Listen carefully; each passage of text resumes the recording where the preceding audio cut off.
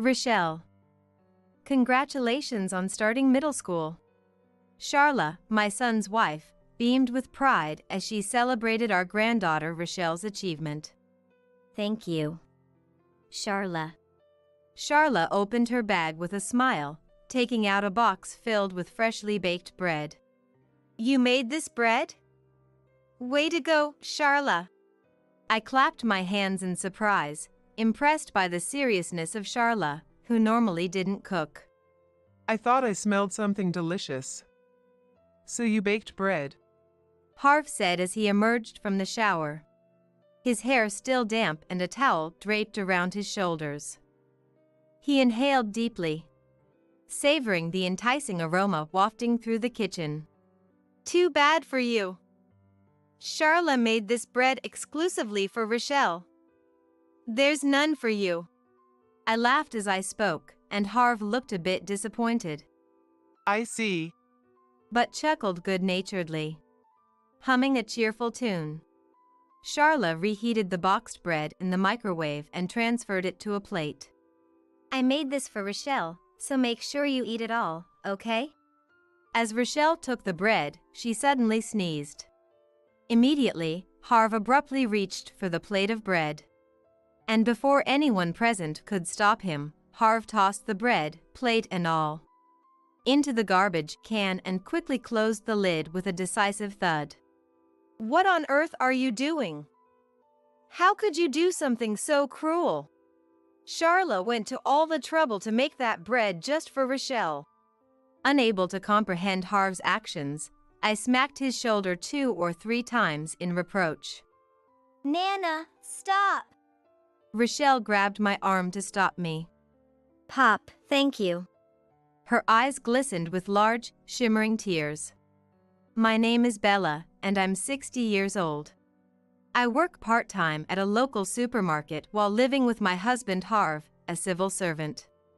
We have 2 children, but they're both independent now and have started their own families. Our son, Roland, rented an apartment within walking distance of our house, where he lived with his wife, Charla. Charla was a full decade younger than Roland. Nice to meet you, Bella. I'm Charla. It's a pleasure. When Charla was first introduced to us, Harv and I exchanged surprised glances. Charla, our son is over 30. Are you sure about this? Harv asked with concern, but Roland immediately retorted, with a laugh.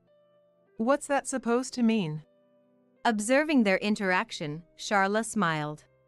I was a bit anxious at first, but seeing what a fun family you are puts me at ease. Well, if you're okay with a family like ours, we'll be counting on you for the long haul. Harv and I quickly accepted Charla, won over by her bright personality and genuine warmth. According to Roland, Charla had lost her mother at a young age and had been raised by her father ever since. Her father had also passed away a year ago, leaving her with no living relatives. That's why I want you and Dad to treat Charla like a real daughter. Our son appealed to us with a serious gaze, and Harv and I nodded in agreement. Charla, from today onward, we'll treat you as our real daughter. And we want you to think of us as your true mom and dad. Bella, Harv, I can't thank you enough. I'm so happy to have met Roland and his wonderful parents. Charla's eyes brimmed with tears as she bowed her head repeatedly in gratitude. Due to his job in sales, Roland inevitably had to travel frequently for work. Whenever we had time, we would keep Charla company and engage her in conversation. Charla seemed to struggle with cooking, and when Roland wasn't home, she would always resort to buying pre-made meals from the grocery store. That's no way to live, dear. Come have dinner at our place every night. Wouldn't it be a bother? Although Charla politely declined, her face lit up with a radiant smile at the invitation. Nonsense. You're like a real daughter to us, so don't hesitate to rely on us a little. Besides, it's always just Harv and I. Having you around would brighten up our meals. Well, if you insist, I'll gratefully accept. From that day on, Charla began having dinner with us every evening. Additionally, Charla apparently had trouble keeping her place tidy. When I went to check on my son and daughter-in-law's apartment, I found the room littered with bags full of garbage and piles of laundered clothes. Bella! I'm so embarrassed for you to see this mess. Charla hastily tried to shove the garbage bags and laundry into the closet. Her cheeks flushed with shame. You need to take out the trash on the designated days. And make sure to separate it properly according to the local rules. I went home to retrieve the community newsletter outlining the garbage disposal guidelines and handed it to Charla. I'll come help clean whenever I have time too. Roland asked me to take good care of you, so don't hesitate to ask if you need anything.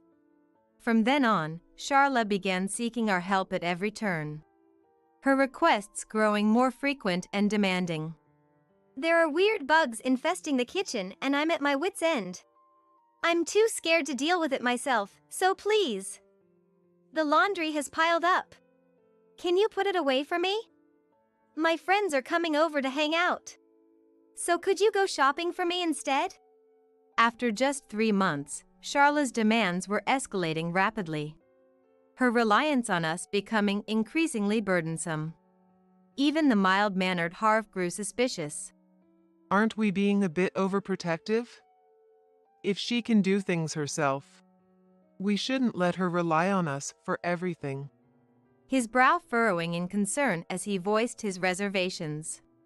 Some days, my part-time job would run late and I'd return home exhausted.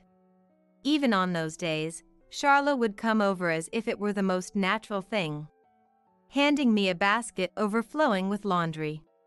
I showed you how to use the washing machine last time, remember? We have the same machine, so you should be able to do it at home, right? When I chuckled wryly, sighing in exasperation. Oh, right. Charla stuck out her tongue playfully. When you scold me like that, Bella, it makes me happy. It feels like I'm being scolded by my real mother.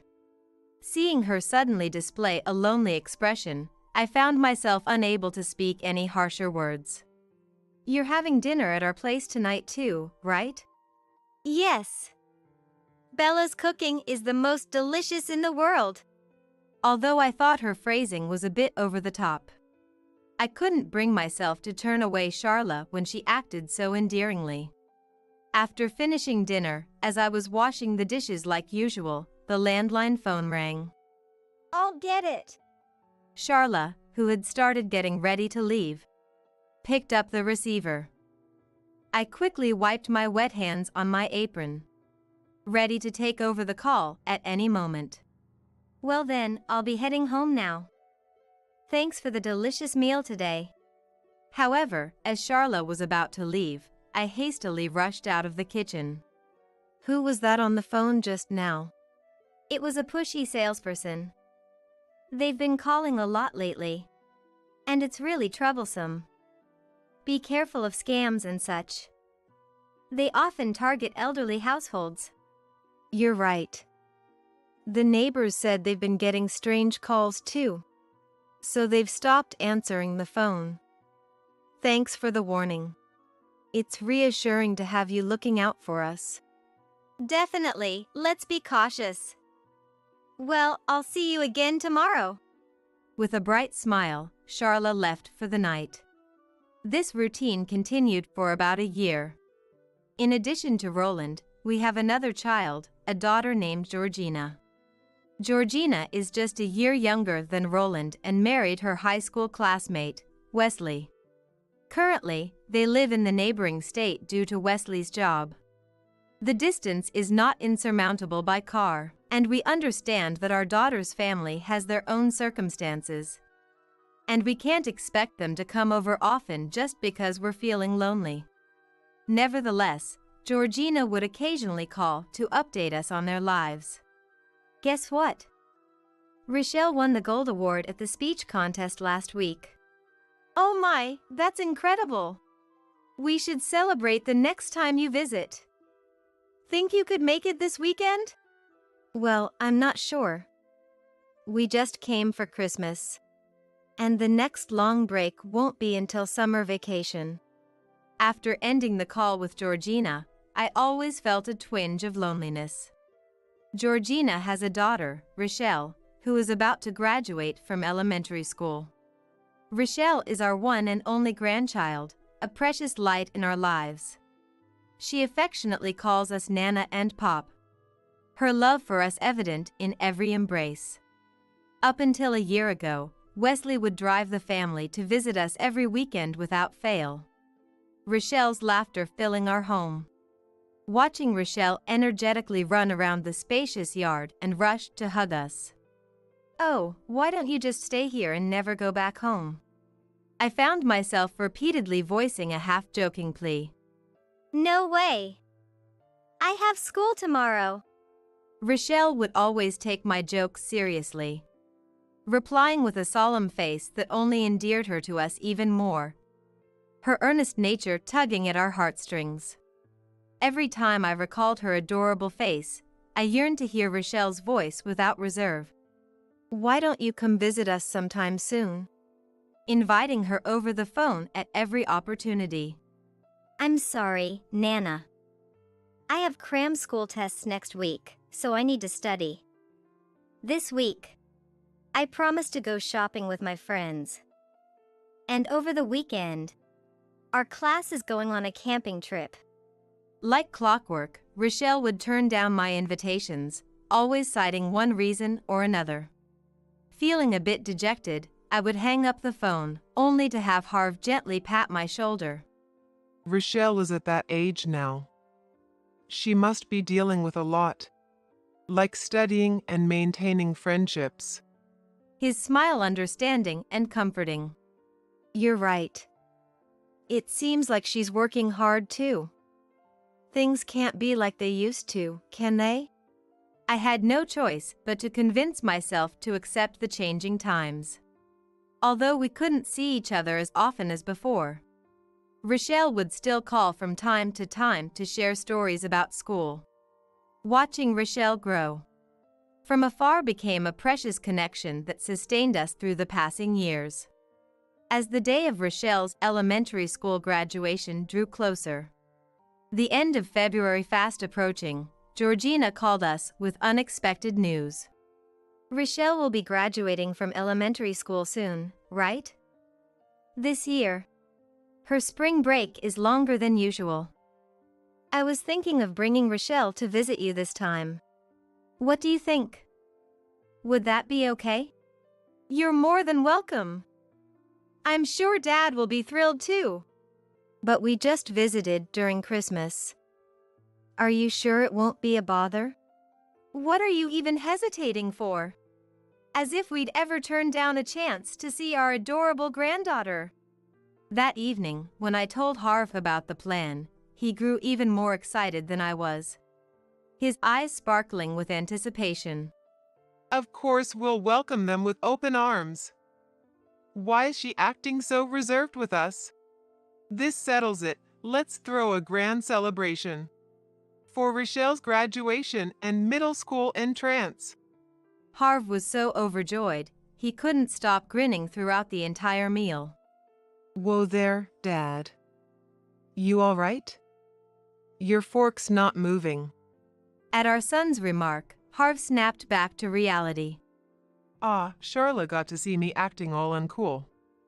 Forget what you just witnessed. His cheeks flushing with embarrassment. I'll pretend I didn't see a thing. Charla laughed softly, her eyes twinkling with amusement. That day, Roland had finished work unusually early and was having dinner with Charla at our place. It's the last Sunday of the month, right? I've got a business trip that day. There's an important meeting with a client, so it'll be tough for me to make it. Come on, it's Rochelle's graduation and entrance celebration. Can't you do something? Don't be unreasonable. This is work we're talking about.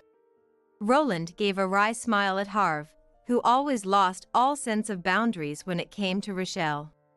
A celebration for her entrance into middle school? That sounds wonderful. I think I'll do my best for my cute little niece that day too.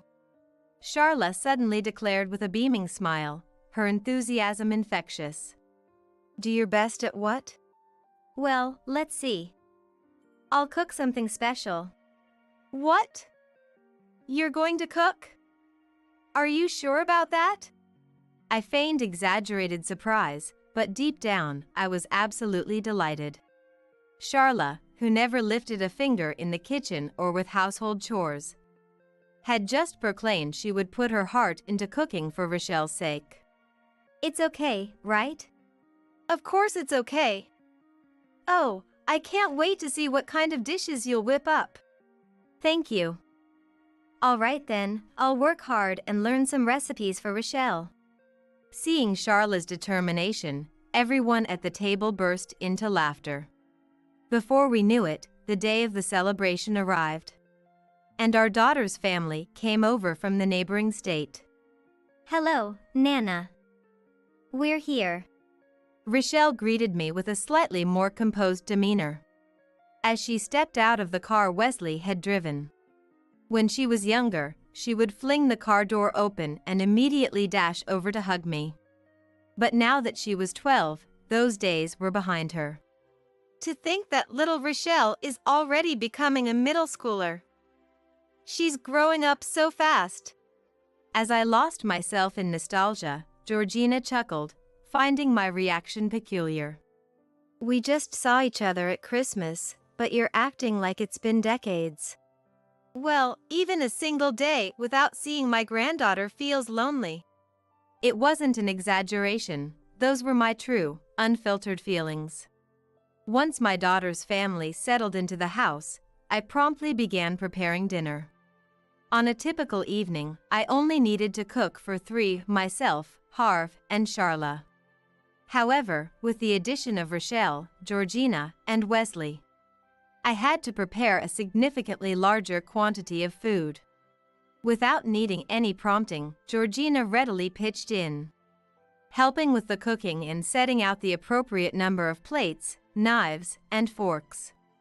It was clear that Georgina's upbringing had been thorough and proper. Rochelle, too, seemed restless and kept popping her head into the kitchen. What can I do to help? She asked me as I bustled about, immersed in the preparations. Rochelle, you're the star of the show today. Why don't you just relax and watch some TV? I ushered Rochelle to the living room with a wry smile. If I didn't do this, the ever-responsible Rochelle would refuse to leave the kitchen out of consideration for me. On the kitchen sofa, Charla was sitting and watching TV the entire time. Charla, weren't you supposed to cook something for Rochelle today? Of course I did. Since the moment she had entered our house, Charla had been clutching a paper bag, refusing to let go of it. Rochelle, congratulations on your graduation. And congratulations on starting middle school. Charla beamed at her niece, her smile radiant with joy and pride. Thank you, Charla. Perhaps overwhelmed by Charla's enthusiasm, Rochelle seemed to shrink back a little, her voice barely above a whisper. Still grinning from ear to ear, Charla reached into the paper bag and pulled out a box. Oh my, you made bread? Way to go, Charla. Although Charla had been eager to cook for Rochelle, I hadn't been informed about what exactly she planned to make. Touched by Charla's dedication, especially considering her previous lack of culinary skills, I couldn't help but applaud her efforts. I bought a cookbook and studied the recipes. Cooking is so much fun. Perhaps elated by my praise, Charla's voice rang out with an unusual lightness and cheer. Let me just borrow the microwave for a bit. With those words, Charla carried the box into the kitchen. Harv emerged from the shower, toweling his damp hair. I thought I smelled something delicious. Did you bake bread too?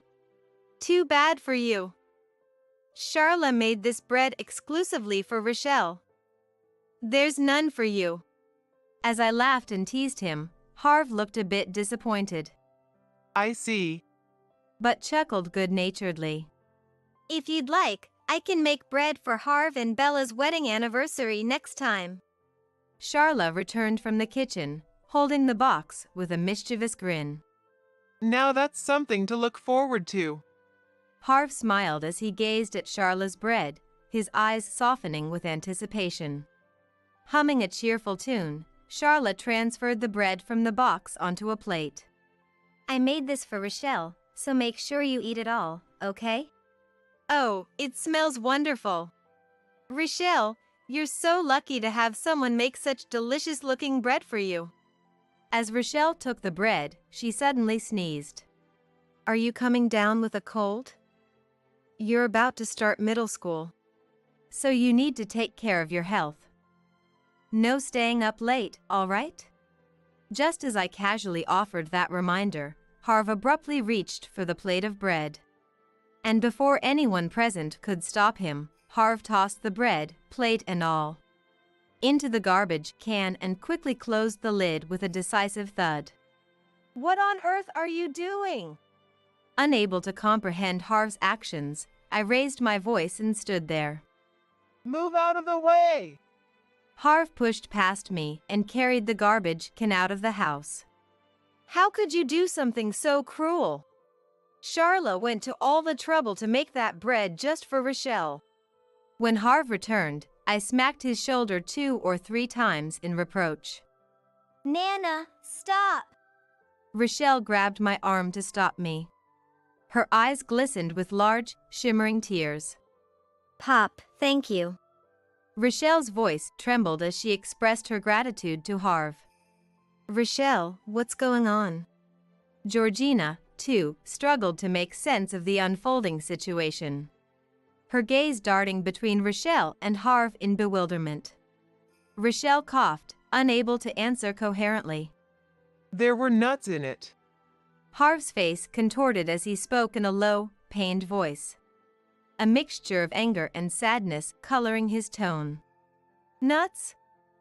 That can't be true. Rochelle had suffered from a severe nut allergy since birth.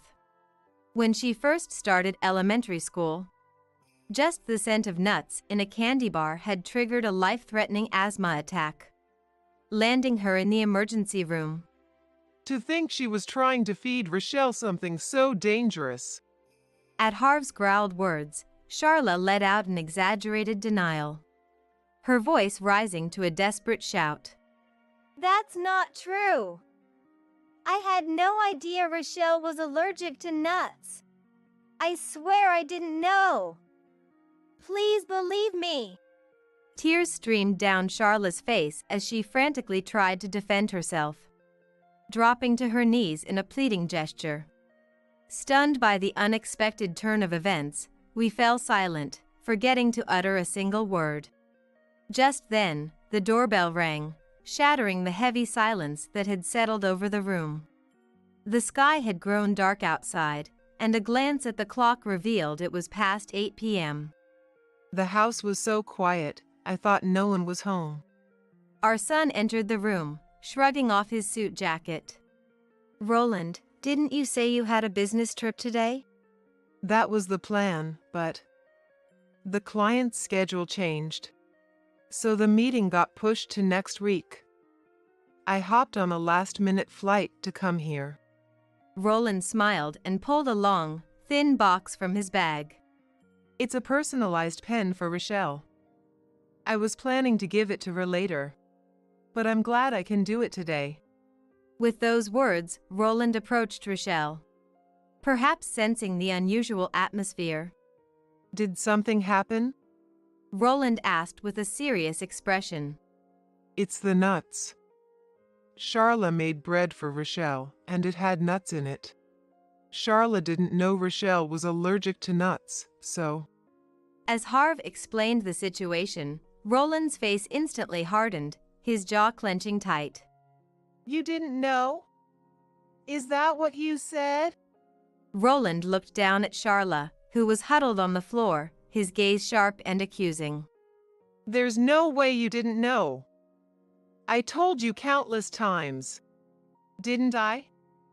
That Rochelle has a nut allergy, so you need to be careful. In fact, weren't you the one who asked if Rochelle had any allergies in the first place?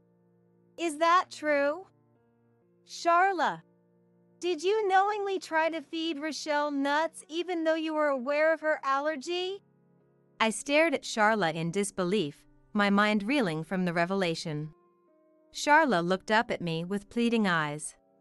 No, that's not it at all. I just forgot, that's all. I sometimes make mistakes like this, and it frustrates me to no end. She tried to brush off her actions as a simple, unintentional error. Then, Georgina, who had been silently observing the scene, spoke up, her tone measured but firm. Charla, that's not the only thing you're hiding, is it? Her sharp gaze pierced through Charla as she questioned her. What do you mean? There's more to this? I felt as if everything I had believed in was crumbling before my eyes. And I feared I might lose my sanity. It was around the end of last year. Rochelle called to talk to Mom and Dad. But Charla answered the phone. And you know what she said to Rochelle? In a low, scolding voice. She told her, "Don't come over to play anymore." I was right beside her when I heard those words. And I couldn't believe my own ears. That's a lie! Why would I ever say something like that? Charla denied it vehemently, her voice trembling with emotion. However, Georgina refused to relent in her pursuit of the truth. Rochelle wrote countless letters addressed to Mom and Dad. But not a single one received a reply. Did you read those letters, Mom and Dad? At Georgina's question, I turned to Harv, but he shook his head in denial. Until that very moment, I had been completely unaware that such letters had been sent. Is that true, Rochelle? You wrote letters and sent them to us? Rochelle nodded. And while Mom and Dad were out at work, Charla took it upon herself to retrieve those letters from the mailbox and dispose of them. Didn't she? You even laughed as you told me about it yourself. That's another lie. I never did anything like that, not even once. Charla denied it once more, her voice rising in desperation. Georgina walked over to the landline phone. You see, this phone has an external automatic recording device installed for fraud prevention. Your conversation with Rochelle should be properly recorded. With a matter-of-fact tone, she specified the relevant date and time. Then pressed the playback button. Grandma and Grandpa are really bothered by it, you know. They find the phone calls annoying too. Rochelle, you're already in 6th grade, aren't you? Aren't you embarrassed to keep relying on them like a child? Well, I suppose I can turn a blind eye to the occasional phone call. But coming over every week is just inconsiderate, don't you think? Grandma and Grandpa are too kind to say it outright, but that's how they feel. Writing letters is pointless too. I tear them up and throw them away so they don't burden Grandma when she comes home tired from her part-time job. Listening to Charla's recorded voice, I was overcome by a wave of dizziness. Charla, what is the meaning of this? When did I ever say that Rochelle was a bother? Charla merely trembled, refusing to utter a word in her defense. Rochelle made me promise not to tell Mom and Dad because she didn't want to worry them. But I can't stay silent anymore. Not after you knowingly tried to feed her nuts despite her allergy. Rochelle, Georgina. I'm her husband, and yet I had no idea. I'm so sorry. Roland dropped to his knees, apologizing for allowing Charla to do as she pleased all this time. It's okay, Uncle. It's not your fault. I don't think there's cause for concern, but just to be safe, take her to the hospital immediately. Harv instructed, his face tense with worry. Without hesitation, Wesley hoisted Rochelle onto his back and carried her to the car parked in the garage. After watching Georgina follow them out. For now, I'm taking Charla home today. We need to talk about what happens next. Roland fixed Charla with a terrifying glare. No! I don't want to go back. Let me stay here forever. Mom, Dad, I'm truly sorry about today. Roland apologized to us repeatedly before forcibly dragging Charla, who refused to budge, back home with him. In the end, Roland and Charla officially divorced. As for why Charla had resorted to such foolish actions, Harv and I were shocked when Roland revealed her motive. According to her, she couldn't stand seeing Mom and Dad, who usually doted on her, prioritizing and cherishing Rochelle over her. You can't be serious. That's why she tried to hurt Rochelle? For Charla, who lost her mother at a young age, Mom was like a real mother to her. But Mom loved her granddaughter Rochelle even more than she loved Charla.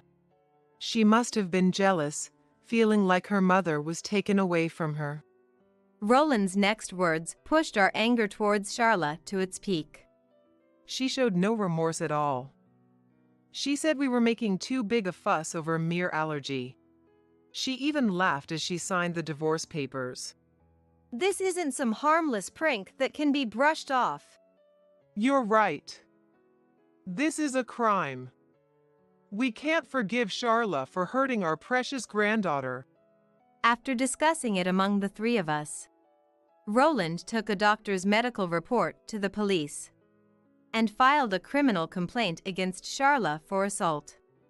Upon her arrest, Charla admitted during the investigation that she had deliberately mixed nuts into the bread. Now, detained in a holding cell, Charla awaits the day of her trial. However, regardless of the verdict handed down to Charla, we will likely never see her again. Rochelle, now a middle school student, is happily sweating it out with her teammates in the softball club. On a day with a pleasant autumn breeze, I find myself at Rochelle's middle school. Grandma, did you see me hit that ball?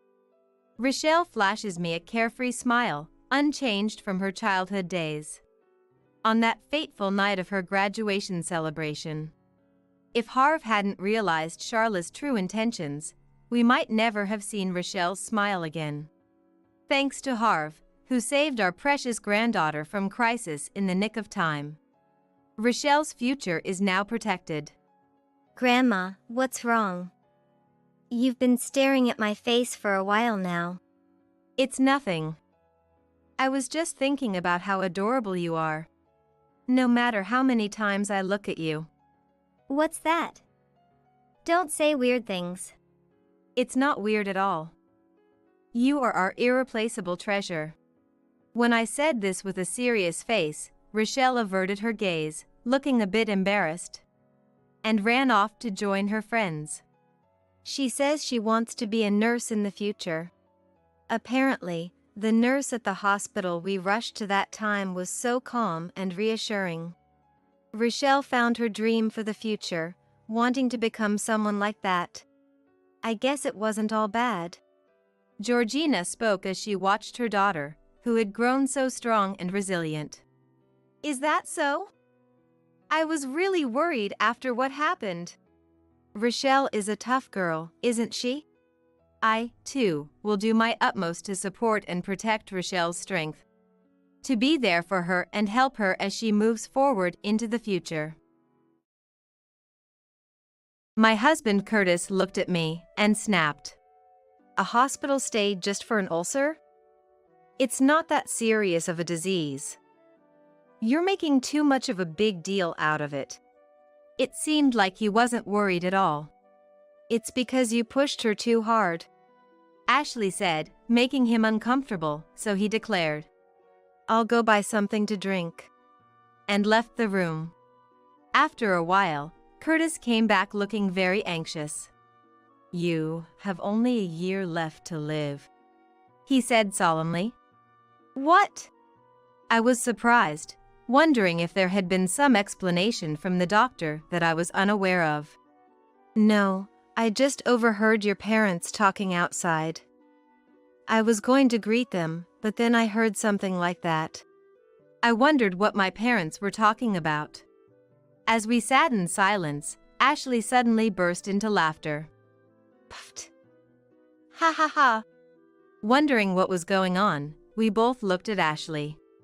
Then she turned to Curtis and dropped a bombshell. What are you talking about? Isn't that about your mistress and not Mom?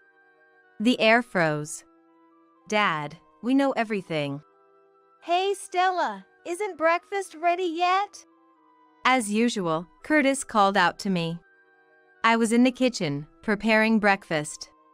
It'll be ready soon, I answered while setting up the corn soup and bread on the table. I told you I have a meeting this morning. I have preparations to make. Hurry up. I placed the omelet on a plate in front of Curtis, who started eating without a prayer. After all, I was just preparing everything as usual.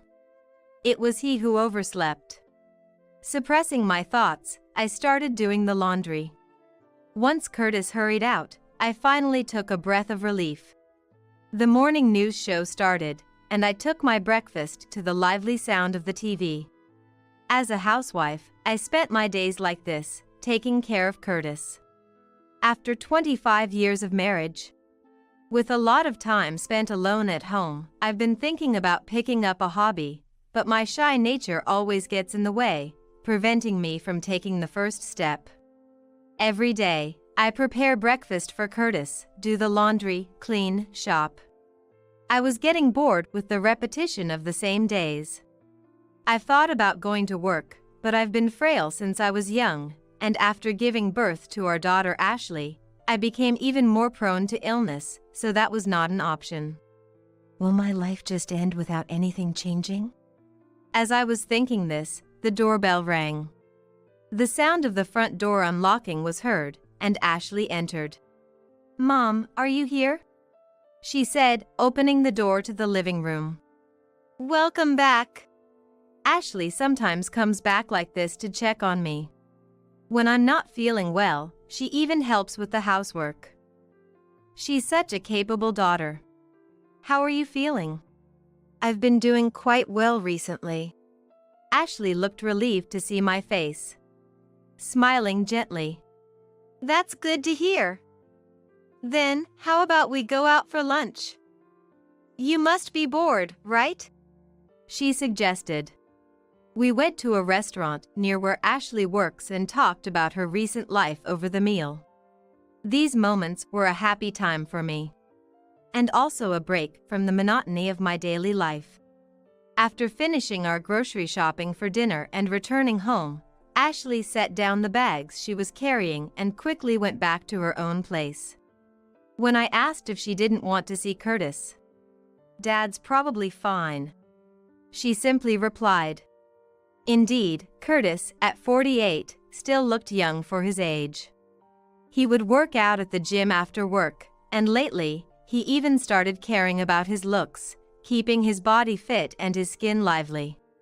He always had high self-esteem, saying, "I don't want to become someone who gives up just because they're getting older." Compared to Curtis, I feel like an old woman, overshadowed by him and treated coldly. After Ashley left, a flyer on the table caught my eye. It was something that had been put in the mailbox. The flyer featured a beautiful woman. It seemed to be for a yoga class being held nearby, taught by an active model, offering reasonable prices for people of all ages. I wonder if I could manage yoga, given my frail health. But I found myself making excuses and tucked the flyer away between the pages of a newspaper. Looking at the clock, it was almost 5 p.m. I must start preparing dinner soon. If Curtis comes home and dinner isn't ready, he'll yell at me again. Since he was in a bad mood from the morning, I planned to make his favorite dishes. And so, I found myself preparing dinner for Curtis again, as usual. Around 7 p.m., Curtis came home. I immediately started preparing the shower. Curtis prefers to shower before dinner. While waiting for the shower to be ready, Curtis was drinking a can of beer and reading the newspaper in the living room. Wow! Isn't she a beauty? I was startled by his sudden outburst, only to realize he was looking at the yoga class flyer I had tucked in. Huh. A model and yoga instructor, huh. It's close to our house too. Hey, why don't you give it a try? He said, looking at me with a sarcastic tone. An old woman like me going there would just be a nuisance. I brushed it off lightly, but he sighed. You always say that. Try to take care of your body a little. It seemed he was also tired of my negative thinking. You used to be good in your younger days, but you're becoming more of an old woman day by day. He left those words behind and headed to the bathroom. When did I start to feel so miserable? It had become so routine that I seemed to have become numb to it. But even so, I can't go back to my younger days. I knew all too well that the reason I never took action was none other than myself. Envious of the radiant smile of the woman on the yoga class flyer, I felt like I was living in a world far removed from blaming someone or something else. On his next day off, Curtis left with the yoga class flyer. Are men allowed to go there too? It was a class held at a young woman's home. Wondering if that was really okay, I asked. It says here people of all ages and genders. So it should be fine. I'm just going to observe. If it's not okay, I'll come right back. He left the house cheerfully, leaving me behind. I wish he had taken me with him. Even though I had chosen not to go, I found myself blaming others again. Fed up with myself, I decided to go for a walk for a change of scenery. I wondered if I could catch a glimpse of what the yoga class was like, even if from outside. It was a sunny Saturday afternoon. Perfect for a walk. I walked at my own pace. Eventually, I reached the neighboring town where the yoga class was. I didn't remember the address from the flyer, but I had a rough map in my head. And so, I walked looking for the yoga studio sign. Yoga. Yoga. Then I realized. There were no signs for a yoga studio around here. I can't tell where it is. Just as I was about to give up and go back, I heard a familiar laugh. Turning the corner towards the sound, I saw a man and a woman I recognized, sitting at a garden table, enjoying tea. It was unmistakable. Curtis and the yoga class instructor. Not wanting Curtis to notice me, I couldn't hear what they were talking about, but they seemed to be having a great time. Despite being my husband, I was impressed that he didn't seem out of place even next to a young woman. Suddenly, I felt miserably shabby and pathetic. Unable to stay still, I quickly returned the way I came. Why do I always end up like this? All the way home, I kept blaming myself. It wasn't just about my deteriorated appearance. Above all, I needed to do something about this self-deprecating personality. I resolved to change. In the evening, as I was preparing dinner, Curtis came home in a particularly good mood. How was the yoga class?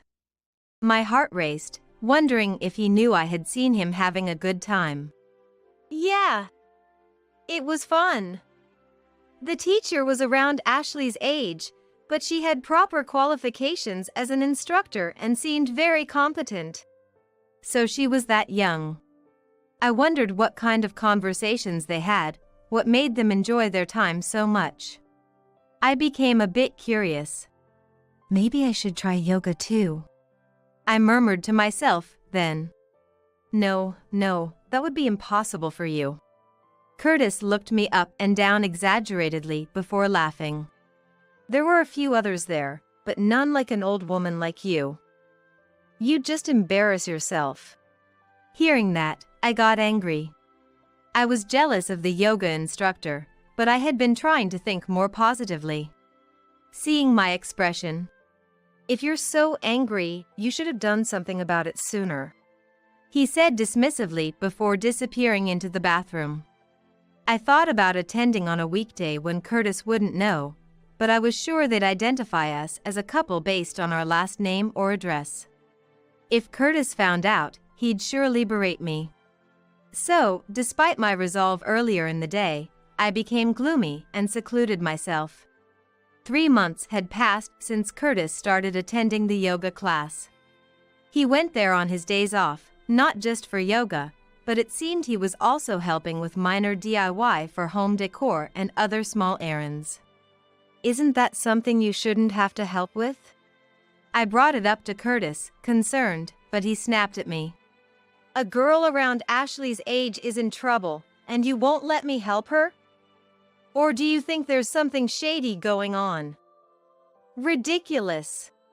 Even though he's not the kind to help around the house even when I'm feeling unwell. It was unbearable to feel like he valued the instructor more than me. But I couldn't neglect my household duties. I focused more on housework, and Curtis complained about me even more. Ashley, who occasionally came to help, said to Curtis, Dad, you're being too harsh on Mom. But he dismissed her. That's Stella's job. If you've moved out, don't interfere. Ashley, perhaps fed up with Curtis, started coming back when he wasn't around. Then one day, I finally fell ill and collapsed. Luckily, Ashley was coming home that day and took me to the hospital. Ashley was shocked to find me curled up in the kitchen, thinking her heart would stop. She even contacted my parents, who live nearby, and I was surprised to see them visit me in the hospital bed after the examination. I couldn't help it. "You're already frail," Ashley said, looking down. Who could blame her for worrying? "Thank you for worrying about me." After explaining the examination results to Ashley and my parents, they left the room, relieved. I was diagnosed with a gastric ulcer. After seeing my parents off, Ashley came back to the room to vent. I contacted Dad too. He's late, isn't he?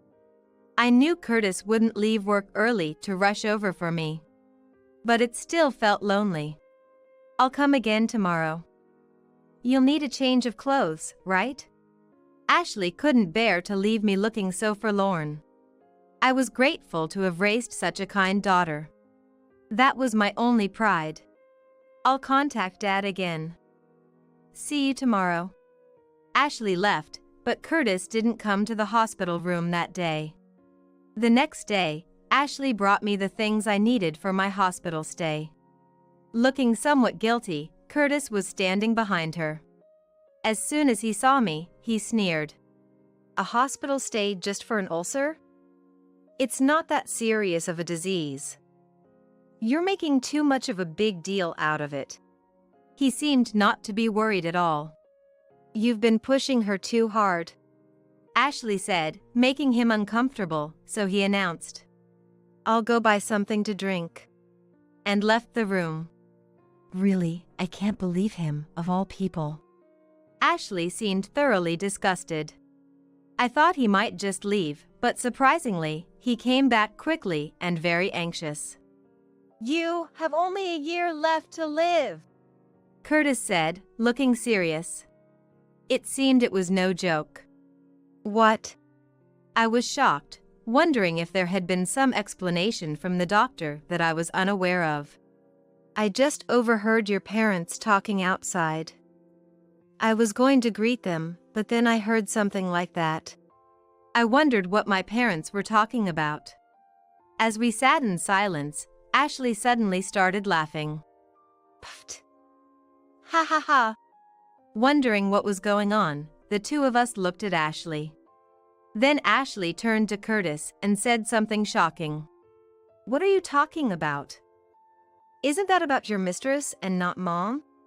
The atmosphere froze. "Stella, are you okay?" "I came to check on you." Cutting through the tension, my parents arrived. Grandma, Grandpa. I was just about to talk about everything. So, we're doing it now. Dad was silent, but his glare kept Curtis from running away. Dad, we know everything. Ashley began to tell everything. It was about a month after Curtis started going to the yoga class. On her way home from our house, Ashley witnessed something unbelievable. That day, I had been telling Ashley about the yoga class. I reconsidered wanting to go myself and asked Ashley to check it out for me. I asked her to go and ask if it was really a kind of place that would make me feel out of place, like Curtis said. I could have gone myself, but I was scared. Sure, I can even check it out on my way home today. Ashley agreed cheerfully and went to the yoga class. When Ashley got close to the studio, she saw someone leaving the entrance. She quickly hid around the corner to see it was apparently Curtis and the instructor. Curtis was supposed to be at work that day, but Ashley couldn't have mistaken her own father. Feeling something was off, Ashley stayed hidden and watched. After a while of conversation, Curtis and the woman, after checking their surroundings, leaned in and kissed. Ashley was shocked and couldn't suppress her feelings of contempt after seeing her father like that. That's why she started coming home only when Curtis wasn't there. After watching Curtis leave, Ashley immediately contacted me.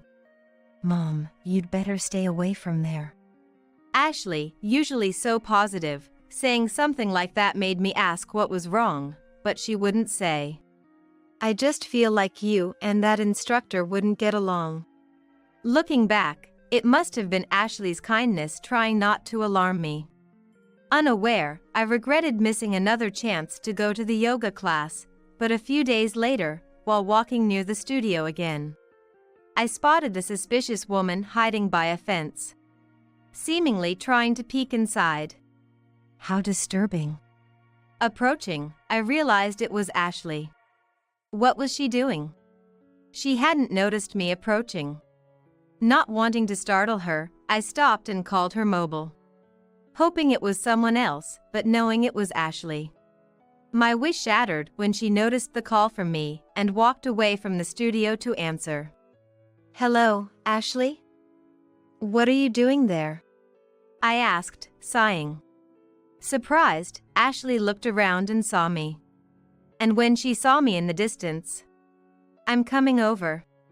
She ended the call and hurried to me. I thought there was some suspicious person. Seeing my disapproving face, she looked awkward. So, what were you doing? Staring back at me, she said. We'll stand out here, let's talk somewhere else. Deciding something, she began walking. We can go to our house since Curtis won't be back yet.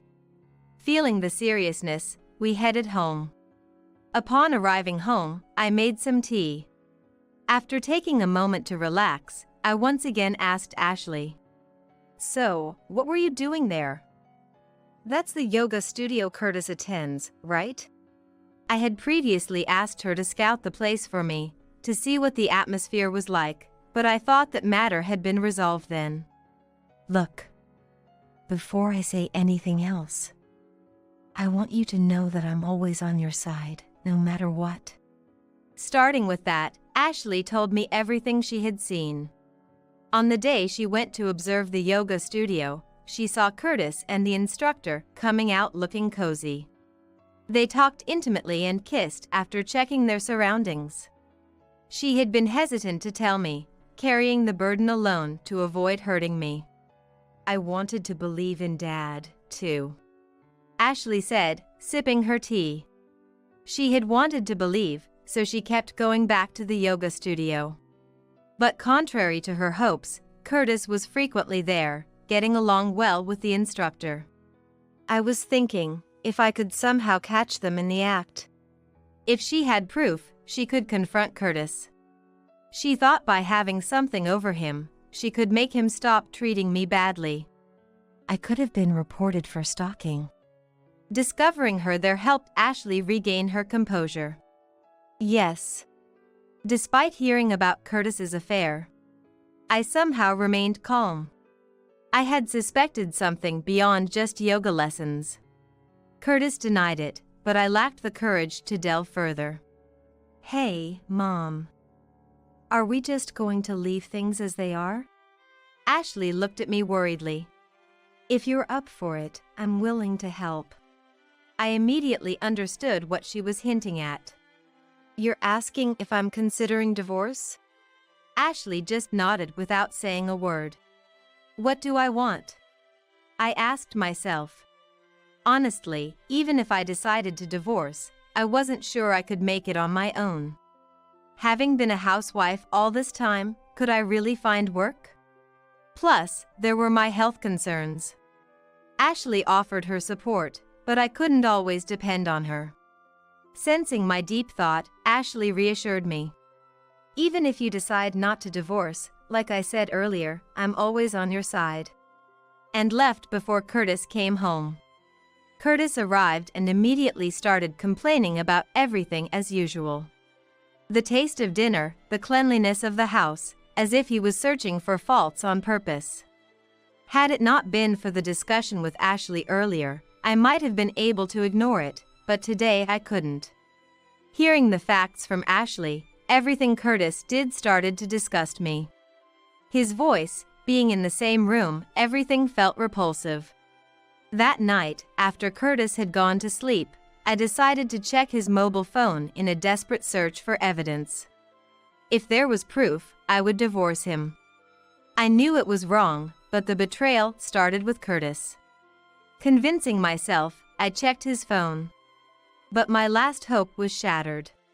Texts and photos with the instructor, undeniable evidence of his affair, were there.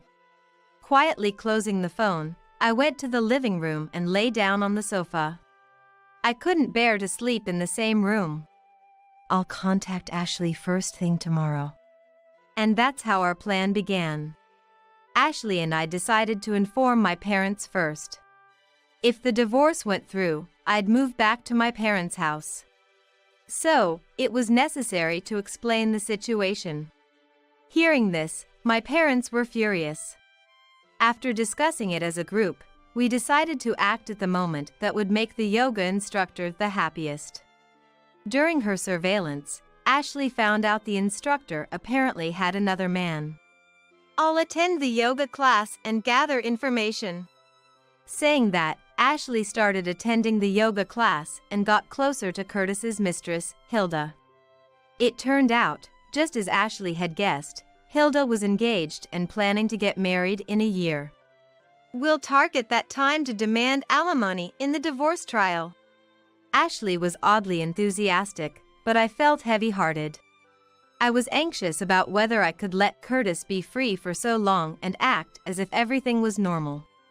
Even now, just living in the same house made me feel sick.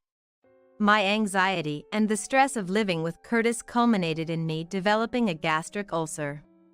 After telling me all that had happened, honestly, I didn't realize you were under so much stress.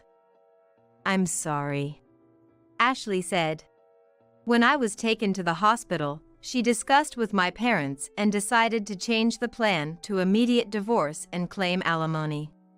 Hearing Ashley's story, Curtis just hung his head in silence. The 1 year left you heard about was referring to your mistress Hilda's modeling career. Ashley spoke coldly and formally to Curtis. There's no need for such drastic measures. A normal divorce would suffice. Don't destroy someone's happiness like that. Hearing Curtis prioritize Hilda's happiness over our divorce, I felt an anger like never before. Before Ashley could retort, I confronted Curtis. The one who has been destroying my happiness talks now. Curtis looked at me as if bitten by his own dog. After all the exploitation, not caring about my health but worrying about another woman, it's disgusting. I had never known I could despise someone so much. It was the first time I realized that I had such feelings inside me. Disgusting, you say? You don't have the right to talk back to me.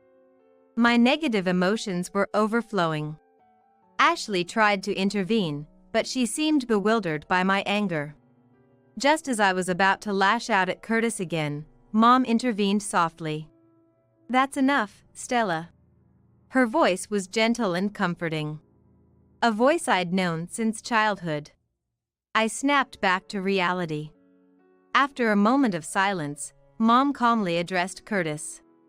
"Curtis, I've heard the situation from both Ashley and Stella, but I haven't heard it from you."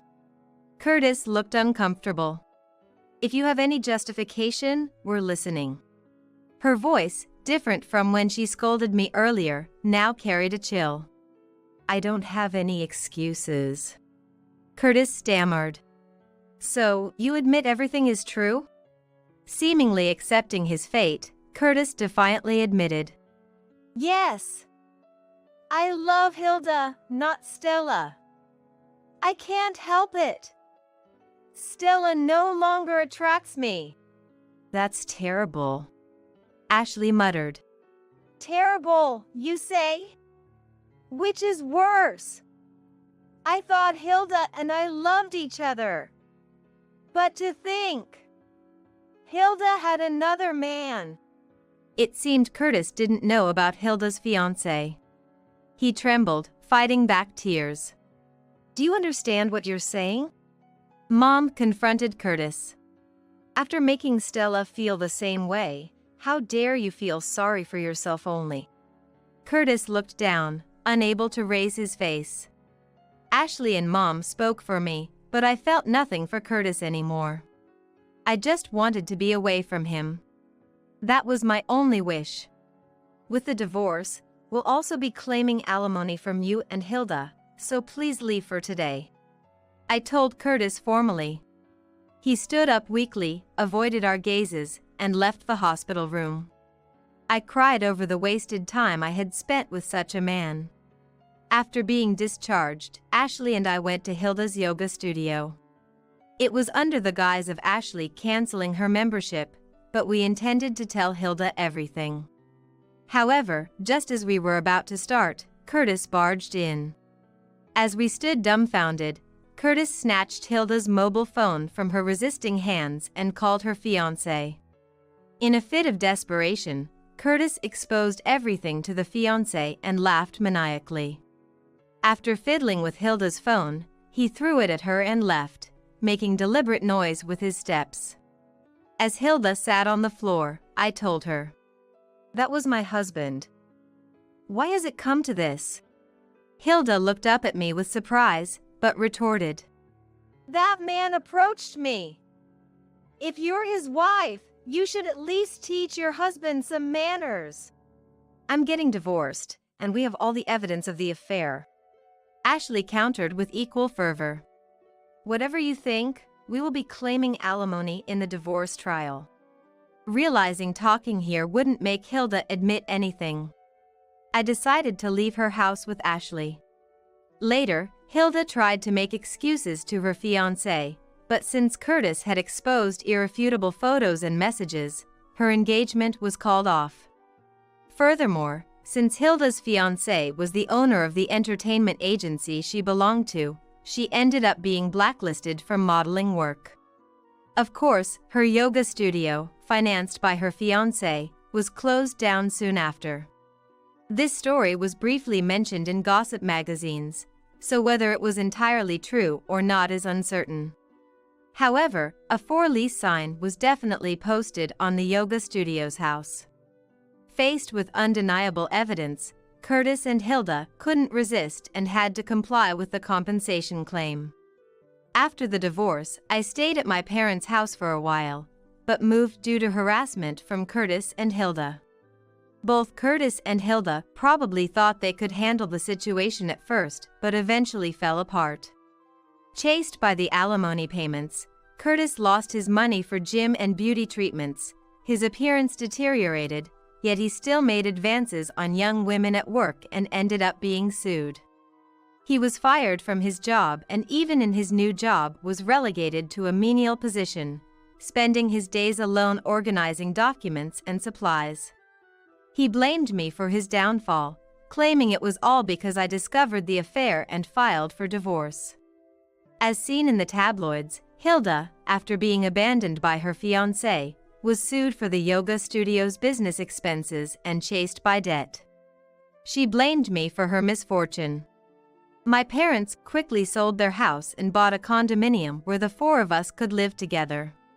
The condominium has excellent security, so we no longer need to fear harassment from Curtis and Hilda.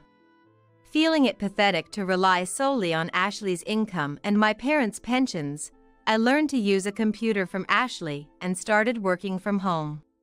I'm surprised to find I had such a talent. Today, I'm writing a column about life's battles. My life might have been an uneventful housewife's, but this divorce saga is sure to attract attention. While adding a bit of color to the story, I type the words. My face is wrapped in a gentle smile. I don't think you should go on that trip, I said with a cold voice, only to be met with an annoyed glare from my husband. He was getting ready to join his company's retreat, clearly not thrilled about my input. Look, it's not like I'm going out to play. It's a social obligation, and I can't just not show up without a good reason, he retorted in a mocking tone, followed by an exaggerated sigh. Well, I've warned you. Just don't regret it later, I responded. My name is Grace. Currently, I'm a 28-year-old housewife. Anthony, my husband, and I have been together since our college days and got married after we both started working. He's 2 years older than me, and we got closer because we were in the same club. Well, to be more accurate, I joined the club because I was attracted to him. When I was a freshman, I was club hopping with some new friends I made. That's when I met Anthony, who was exceptionally noticeable due to his good looks while handing out flyers as the head of the club. One of my friends fell for him instantly and decided to join the club even before hearing what it was about. Eventually, dragged along by her enthusiasm, the rest of us submitted our membership forms and started participating. Unlike in middle or high school, I figured if I didn't like the club since it was just a hobby, I could just leave. That was the mindset of my other friends too, and we had agreed to join something anyways. Deep down, I also found Anthony charming. However, when the friend who had decided to join because of him started making moves, I decided to step back. Plus, there were quite a few other fans of his, making it difficult to get close. But, how did I end up marrying him, you might ask? It was during the cultural festival that year, where our relationship rapidly developed. We were part of the music club, which performed in several groups during the festival. Anthony and I, along with a few others, ended up forming a band. For the first time, I felt genuinely glad to have joined the club and practiced an instrument. Discovering the joy of playing, I spent my free time in the club room. As the festival approached, I was there even more often. Sometimes, it was just Anthony and me, and through these moments, we grew closer and started dating after the festival, with me making the first move. However, after our successful performance at the festival, Anthony gained more admirers, and I chose to keep our relationship a secret. I wanted to brag about being with him, and he said it was unnecessary to hide. But he didn't understand my fear of other women's jealousy. We often targeted weekdays when it was less crowded for our outings. It felt like a secret date, which was fun in its own way, and I cherished the time I could spend with my husband. But then, he started his job search. Until he got an offer, even my usually calm husband was understandably tense. He seemed to have less time for part-time jobs, often complaining about being broke every time we met. Since the days we could meet were getting fewer, I secretly increased my shifts and used the money I earned to cook for him. I feel pathetic having to rely on this, he would say, yet he happily devoured every meal I made. From that time, I vaguely imagined our life together as a married couple, though I thought it was too soon to mention it to my busy boyfriend. Eventually, when he landed a job and graduated, and I had my graduation confirmed, we got engaged. He rented a new apartment due to his job, and I often visited, almost living there.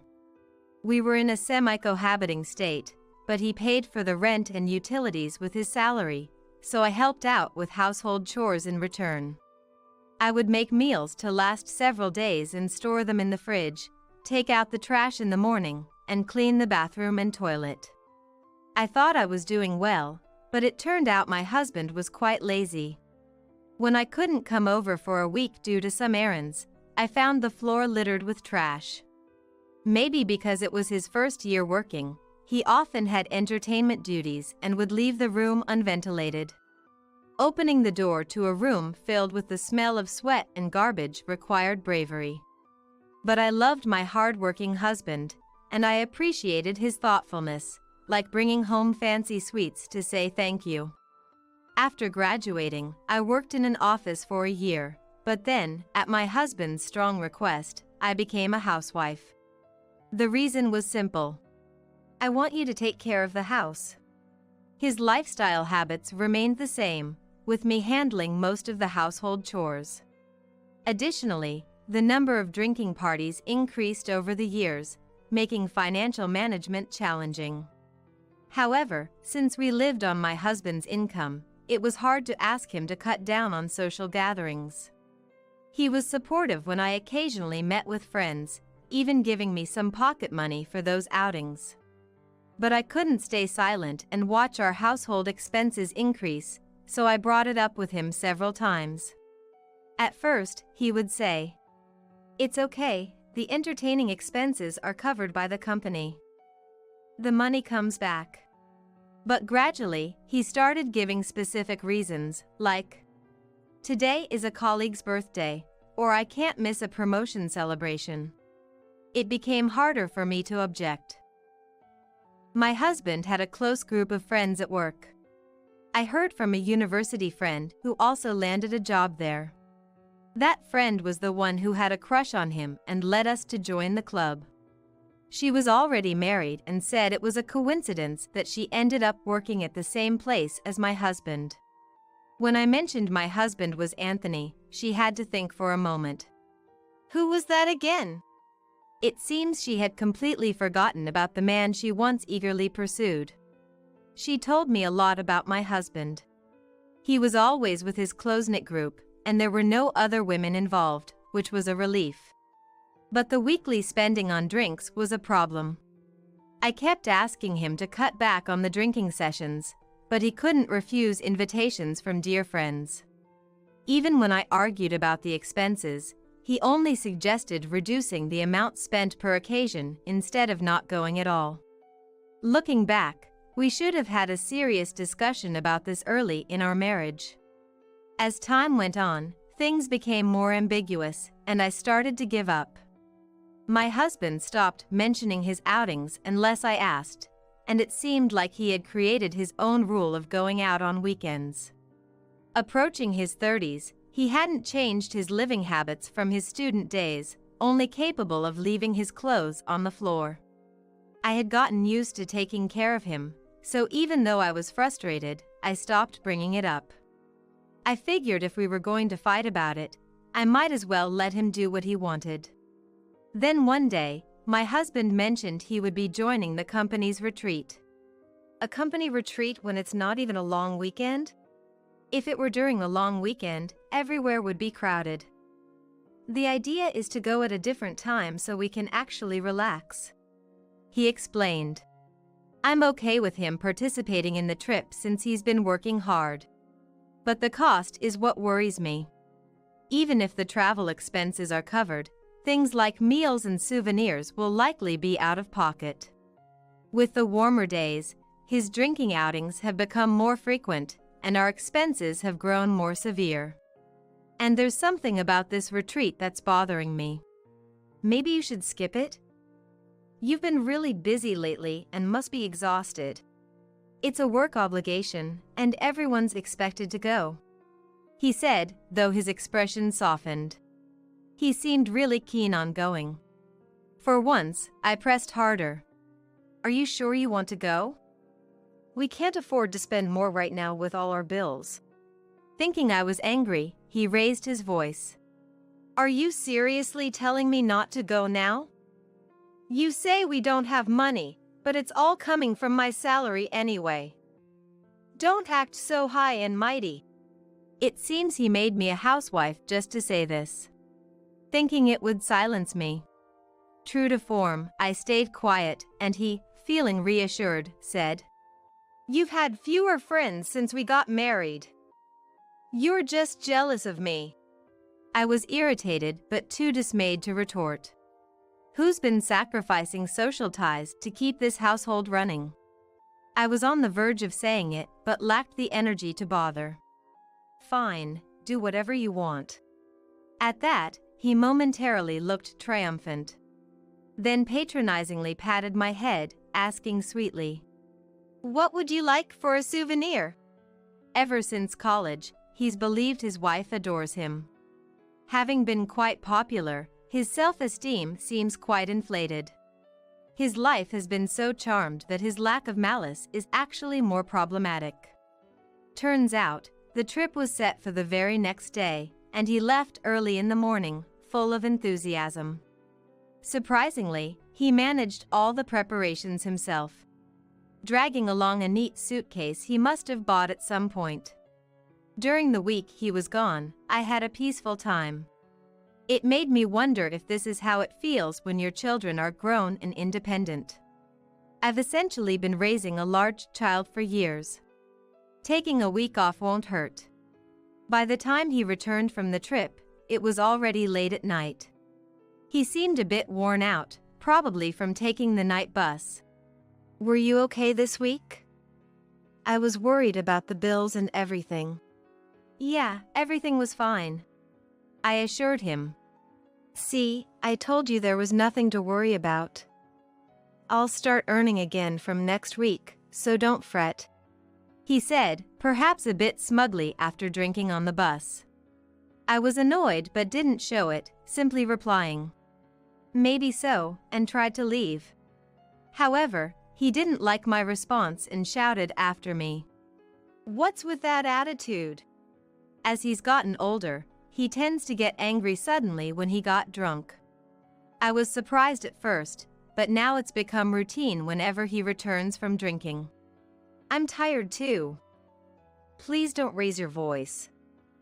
Make sure all your laundry is in the basket, and if there's trash, sort it out. I'm going to bed now. He said something else, but I quickly went to bed.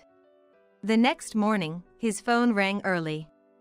Annoyed, he got up, glanced at the screen, and clicked his tongue. I took the day off. What now? It was his office calling. He got up, left the bedroom. And I secretly watched, somewhat predicting what would happen next. After a few minutes on the phone, he changed into a suit and left the house. Wondering when he would come back, I woke up to wash the pile of clothes he had left behind. It was a few hours later when my husband returned. As soon as he entered the house, he called out to me, shouting, This is all your fault for causing such a mess. Let's rewind to a week ago. In the evening, after hearing about the company retreat from my husband, I immediately called a friend. I had never heard about the retreat from her, despite our daily chats. When she said, There's no company retreat, I realized something. My husband probably lied about going on the retreat to avoid being stopped by me. Perhaps to hang out with those colleagues, or maybe even to meet another woman. Either way, I no longer cared. Who would sympathize with a husband who lies and abandons his wife to go out? Before I knew it, I was asking my friend for a favor. To report this to the company. After all, we were barely making ends meet. There was no way he could afford a week-long trip on his own. If the retreat was a lie, where would the money for it come from? Though I didn't want to think about it, my friend and I eventually came to the same conclusion. I told her it would be great if she could say she was the one who leaked it. My friend seemed to have acted immediately. The company waited for them to return from their trip and then called them in. During that time, the company thoroughly investigated them. What followed was a series of records of misused expenses being uncovered. Their desks were found to be filled with blank receipts from various stores. They likely used these to falsely claim expenses for their numerous drinking outings, applying this money towards their trip this time. This was mostly accurate, and they admitted their guilt when called in. We plan to submit it as a business expense for the retreat, they confessed. Everyone involved had repeatedly misused expenses, leading to a total loss of around several $1,000s. Naturally, they were all dismissed and faced claims for restitution and damages. Furious upon returning, my husband yelled at me, "This is all your fault." I don't know why he thought I reported him to the company. Since my friend was the one who actually reported it, I was relieved she wouldn't be harmed. Ignoring his own actions, he raged in front of me, where I presented him with the already filled-out divorce papers. Getting caught was your own fault. That's why I told you to cancel the trip. But if you've been doing this all along, it was bound to come out sooner or later. Though he glared and trembled, he snatched the divorce papers, saying, "I'm better off without a snitching, spiteful wife," and threw them at me as if to slap me with them. "Good, this makes things easier. Goodbye, then." With that, I left, carrying the bags I had already packed. He kept his back to me until I left the room, perhaps out of pride. I caught a glimpse of his graying hairline and felt a twinge of sadness for the Anthony I once admired. Then, I headed to the small apartment I had already arranged. I never thought I'd use my savings from a year of work this way. Although I had some savings, the initial moving costs significantly depleted. Now, I need to find a job. After being a housewife for so long without any particular qualifications, I wonder if I can find work. At first, any job will do. I decided to work and become independent. After informing my parents about the finalized divorce, I also contacted my friend. One of them, concerned about me, suggested we meet up after a long time. That's right. Now that I'm divorced, I should live my life freely. I won't be forced to do household chores for anyone else. I just need to take care of myself. What a freedom. The next day, after spending a day unpacking, I immediately started looking for a job. I found some listings on job sites, prepared my applications, and went for interviews. Before I knew it, 2 weeks had passed while I was busy with this routine. The calls from my ex-husband became more frequent. On the other end of the phone, Anthony alternated between anger and tears. Having relied on me for household and financial management, he had run out of money within these 2 weeks. He had no savings habit, so his account was completely empty. With several bills due at the end of the month, Anthony asked me for a loan, saying, "We're divorced, so I have no obligation to pay for you. If you really need a loan, are you okay with interest? Why do you have spare money? Aren't you ashamed to have been saving secretly just for yourself? This calls for a redistribution of property. Come back right now." Anthony, infuriated by my advantageous position, screamed so loudly the audio cracked. "It's fine if you want to claim a redistribution of property, but that process is complicated and time-consuming. By the time you get it sorted, the month's end will be here. Then come over right now and give me half. Or remarry me for a while and take care of me." Frustrated by Anthony's self-centered demands, I ended the call without a word. I realized there was no getting through to him, and the thought of still being liked by him became physically repulsive. Of course, after setting my phone to block his calls, they stopped. Eventually, I secured a job at a food factory. Wanting to avoid any trouble with Anthony, I opted for a behind-the-scenes role. Working and sweating after a long break felt refreshing. Being single again, I reconnected with friends from my student days and started going out more.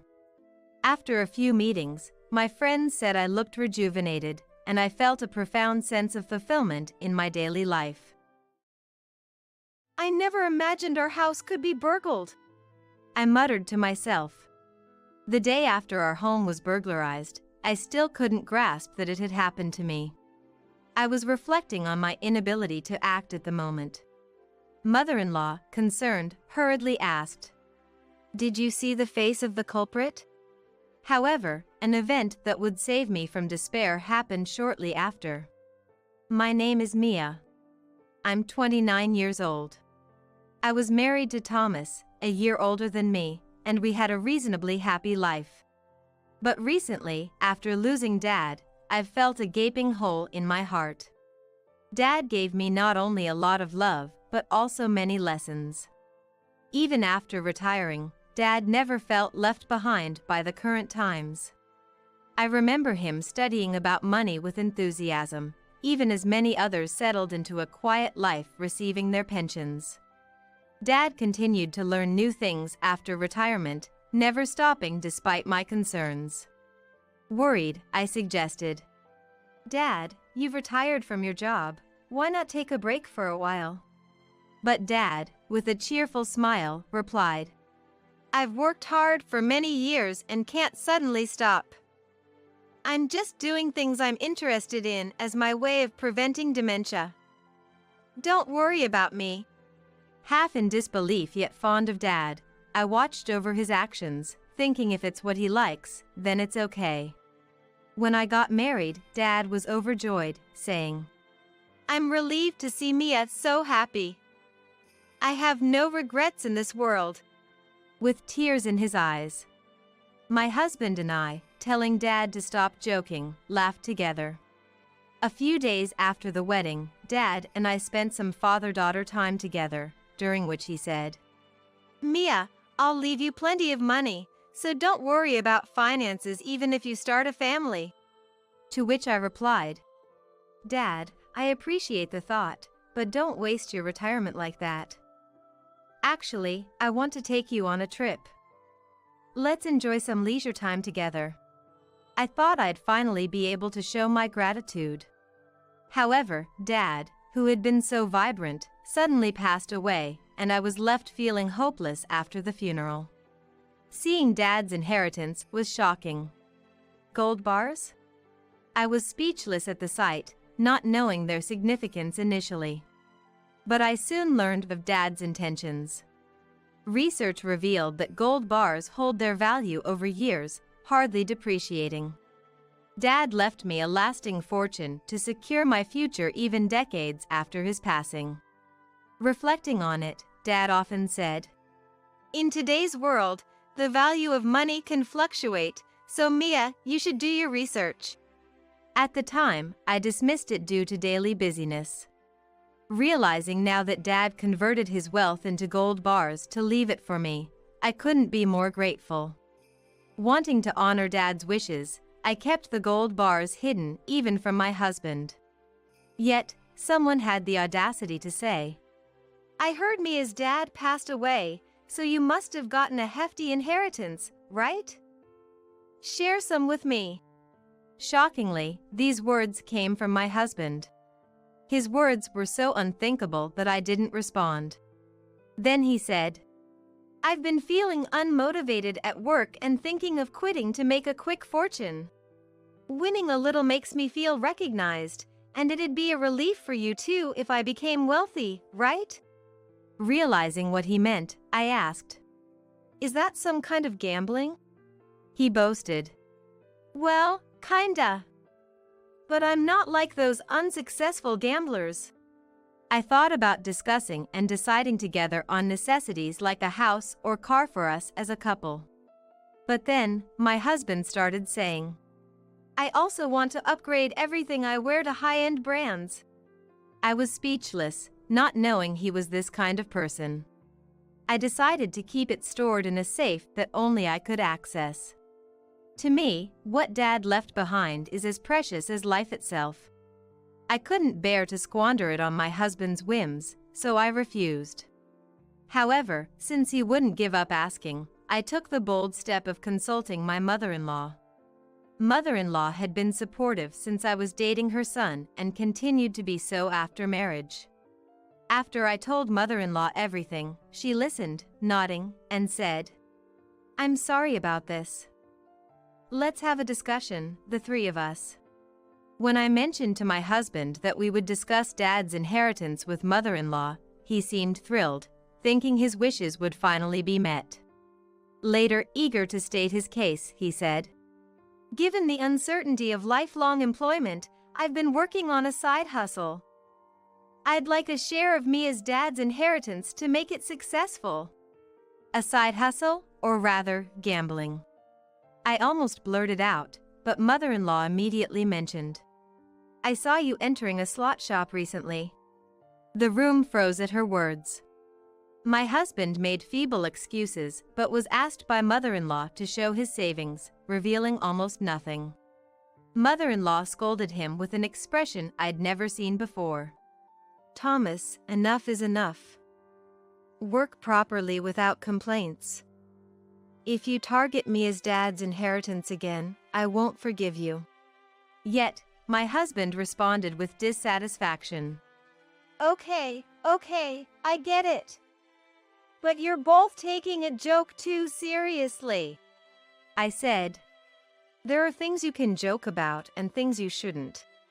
To which mother-in-law added, "Exactly. Haven't I always taught you that?" Embarrassed by the scolding from both of us, he left for home as if fleeing. I thanked mother-in-law, saying, "I couldn't have persuaded him alone." "Thank you." Mother-in-law replied, "It's okay. Thank you for marrying such a son." In return, she thanked me. Then she muttered, "Thomas really is a handful." I didn't miss a word and asked, "Does that mean Stephen too?" Mother-in-law nodded slightly. I knew Thomas had a brother named Stephen but hadn't really spoken to him. We only greeted each other during a family meeting, and I remembered his voice being deeper than Thomas's. I regret not having tried to interact more, not knowing how to approach him. I took this opportunity to ask mother-in-law about brother-in-law. Mother-in-law said, "Stephen quits jobs as soon as he dislikes them and is currently freelancing. I'm worried about his future. I wish he would settle into a stable job, but job changes are becoming more common these days."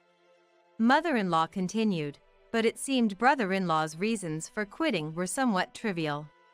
Mother-in-law had been worried for a long time.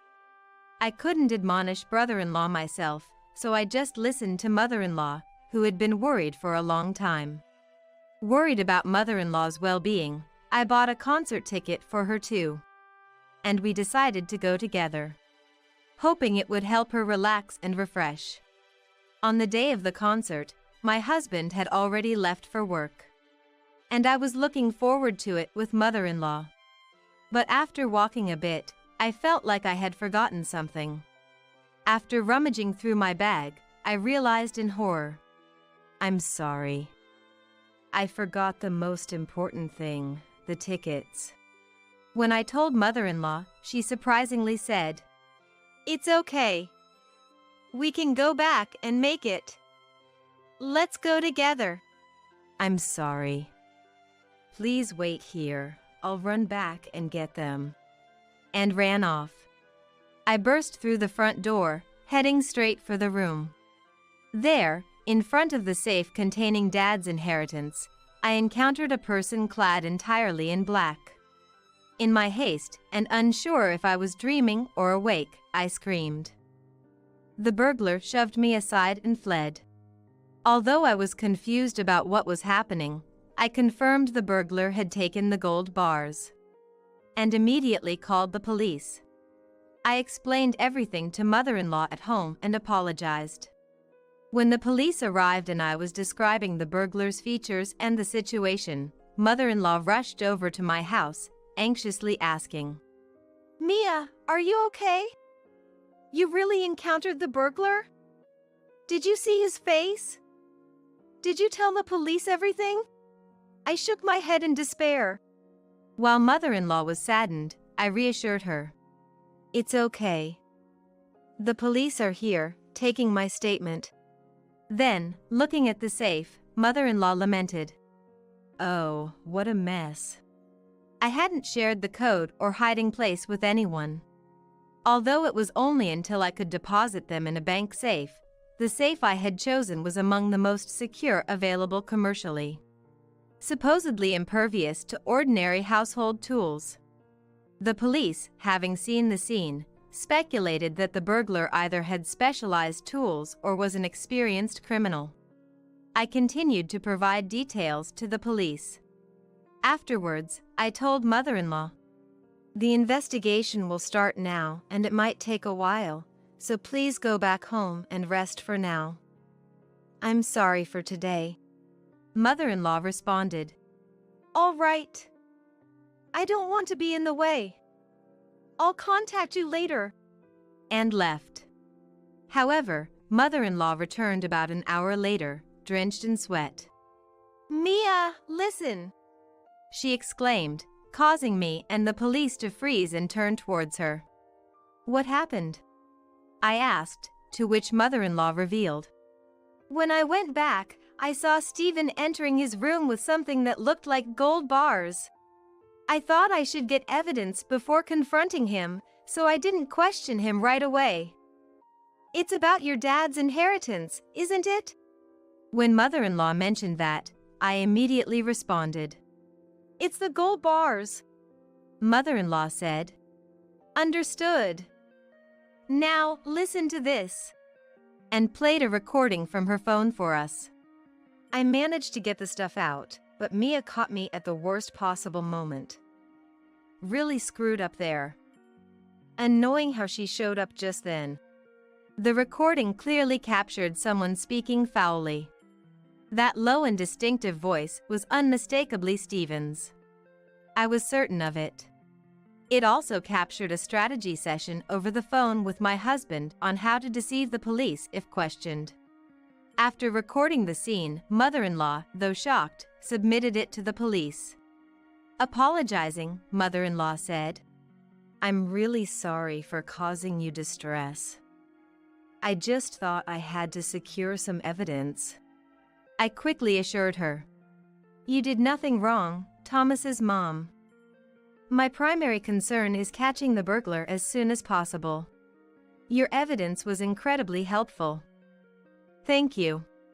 The police immediately headed to brother-in-law's location, where he confessed to conspiring with my husband. Thomas wanted the gold bars to pay compensation to his mistress's husband. Brother-in-law revealed. Mother-in-law and I were stunned, blurting out. What? An affair? Nodding, brother-in-law continued. My brother was trying to convince Mia to hand over the gold bars to cover up the affair without it being discovered. Hearing this, I remarked. Thomas said he was gambling, thinking that would convince me. Brother-in-law replied. He started gambling on his own, hoping to pay off without any help. But as his savings dwindled, he became desperate and tried to persuade Mia to give him the gold bars. That explains the time my husband begged for money. I thought to myself. When I asked. And then? Brother-in-law continued. A few days later, when Mia wouldn't agree, Thomas called again, saying we'd execute the burglary plan on a day Mia was out. He promised me a share if we succeeded, so I followed his instructions and committed the crime. Hearing this, I realized my husband had his brother do it, likely because he knew his own physique and mannerisms might give him away. Not only was Dad's inheritance stolen, but I also learned of the affair, and I decided it was over with my husband. Just as brother-in-law had confessed, my husband returned home. Mia, I've heard about what happened. Are you hurt? Everything okay? He asked, putting on a poorly acted concern. Unaware of brother-in-law's confession, my husband was puzzled by the cold looks around him, saying, Well, losing Dad's precious inheritance is sad, but what's lost is lost, right? We can rebuild our fortune together from scratch. Trying to dismiss the police and grab my shoulder. Disgusted by my husband after hearing everything from brother-in-law, I pushed him away, saying, "Stop. Don't touch me." Surprised, he looked at me. "Mia, what's gotten into you all of a sudden? You're scared of the police, right? Let's talk, just the two of us." Trying to drag me outside forcibly. I resisted, but he was too strong and dragged me along, leaving me feeling helpless. The police intervened. She said to stop, so let her go, restraining him with several officers. "Everything from the burglary plan to your affair has been exposed," the police informed him as he struggled and attempted to flee. However, his escape was futile and he was caught. Thus, the gold bars were safely returned to me. The day after the burglary incident, still in disbelief, I muttered to myself, "I never imagined a burglary could happen at my house." Unforgivable actions by my husband and brother-in-law led me to file a lawsuit immediately. While my husband received a suspended sentence, brother-in-law, having no job and supporting himself through crime, was found guilty of other offenses and received a prison sentence. Brother-in-law had the tools for the job, and it wasn't his first time breaking safes. I hoped this would be a wake-up call for others involved in crime.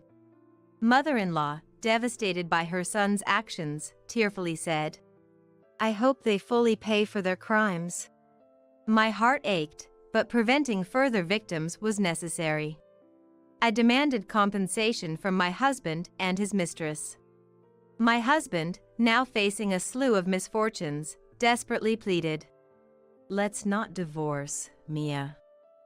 It was all my fault. I only love you. I can't pay the compensation." Resorting to tears, but I felt no sympathy and refused to forgive him. "How are you planning to cash them? Did you really think you could just walk into a shop with a large amount of gold bars and smoothly sell them? You need a personal number to sell something of this size. Did you think you could just use the inheritance I received as you pleased?" Stumbling over his words, my husband admitted, "When you put it that way, yes." He knew he had no right to decide how to use my inherited wealth. Blinded by immediate financial gain, you didn't think through the consequences of your actions, I told him, and he could only look down, silent.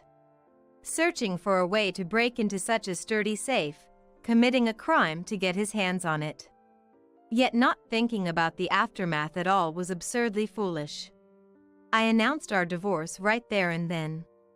Finally, after all the procedures were completed, I felt relieved. The move, funded by my husband's compensation, was completed. I became a free person. As for my husband, his misdeeds were exposed to his company, leading to his job loss.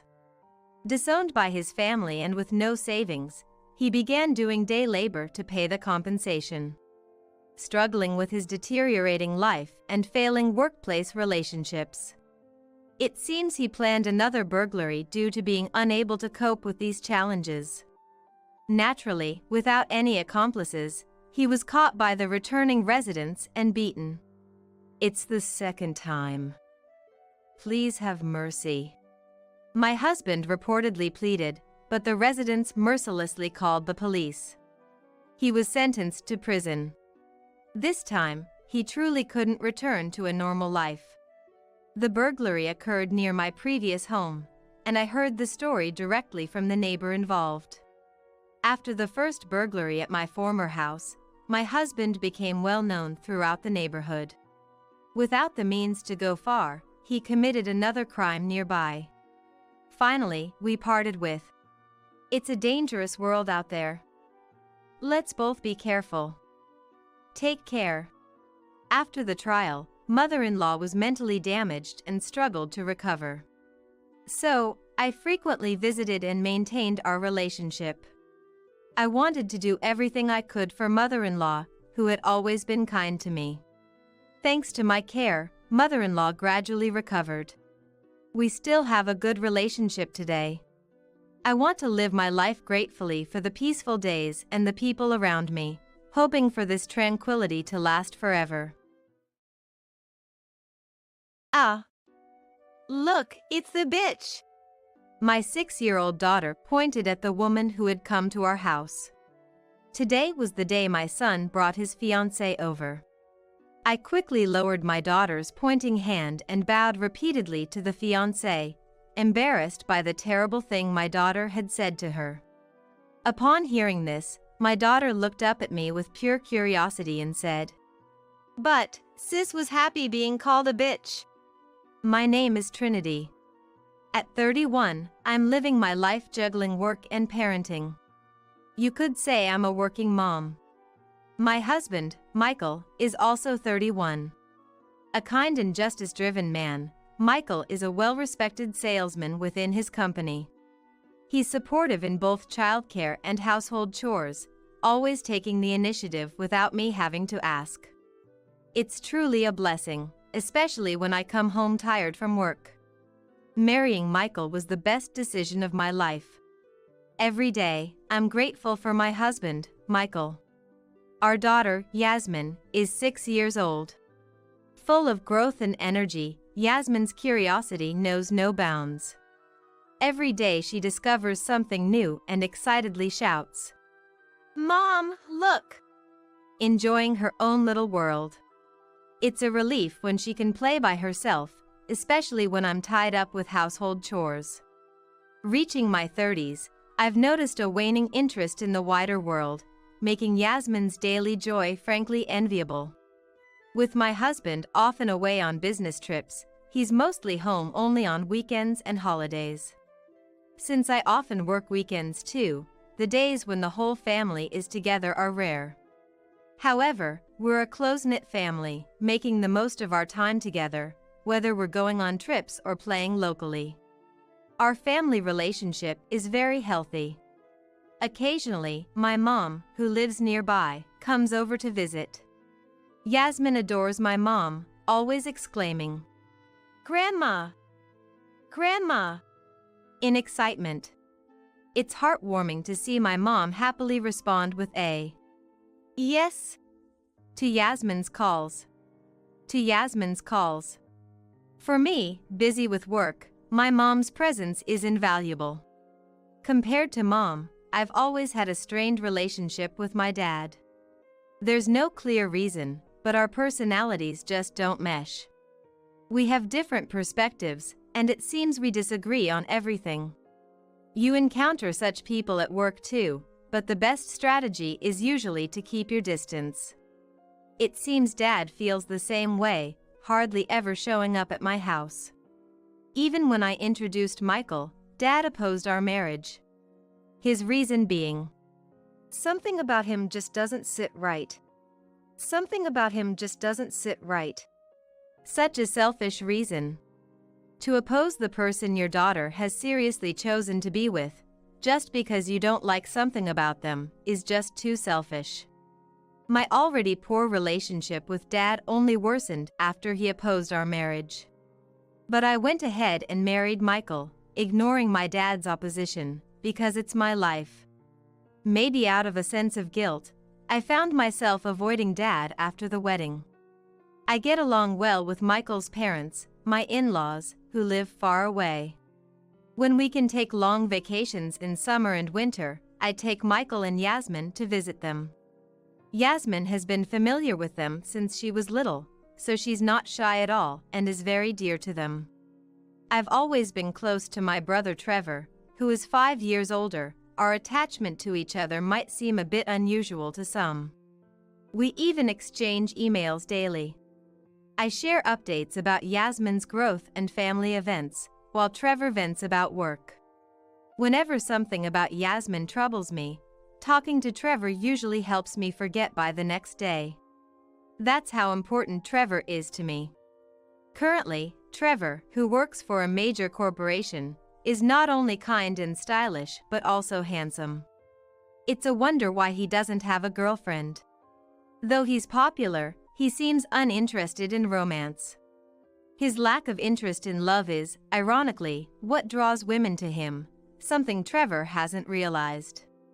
Despite everything, we've been living a happy life, supported by a loving family. Then one day, I got a phone call. Hello? Trinity? It's me. The caller, unusually, was Trevor. Maybe it was just my imagination, but Trevor's voice seemed unusually lively. I've got a fiancé. My intuition was right. No way. Congratulations. That's great, Trevor. I was as happy for my beloved Trevor as if the good news were my own. A smile naturally spread across my face. Trevor, you're so cool but never seemed interested in love. You finally met the right person. I'm so happy for you. So, who is she? When I asked, Trevor said a bit shyly. She's someone you'd get along with, really kind. I'll introduce her when you come to our parents' house in 3 months. In 3 months, got it. Let me know when it's closer, and I'll take time off work. And with one more. Congratulations. I ended the call with Trevor. Even after hanging up, my excitement didn't fade. My beloved Trevor was getting married. I wondered what his partner was like, hoping we'd get along well. Filled with anticipation, I looked forward to the 3 months until Trevor's visit. Then, one day, on the way back from picking up my daughter Yasmin from the childcare center, she suddenly said, Mom, I want to have a doggy. A doggy? You mean a dog? What brought this on all of a sudden? Yasmin likes dogs, but has never said she wanted one. Maybe one of Yasmin's friends at the childcare center got a dog and told her about it. Because Dad called someone a doggy the other day. Yasmin gave an answer that I wasn't sure made any sense. Michael called someone a doggy?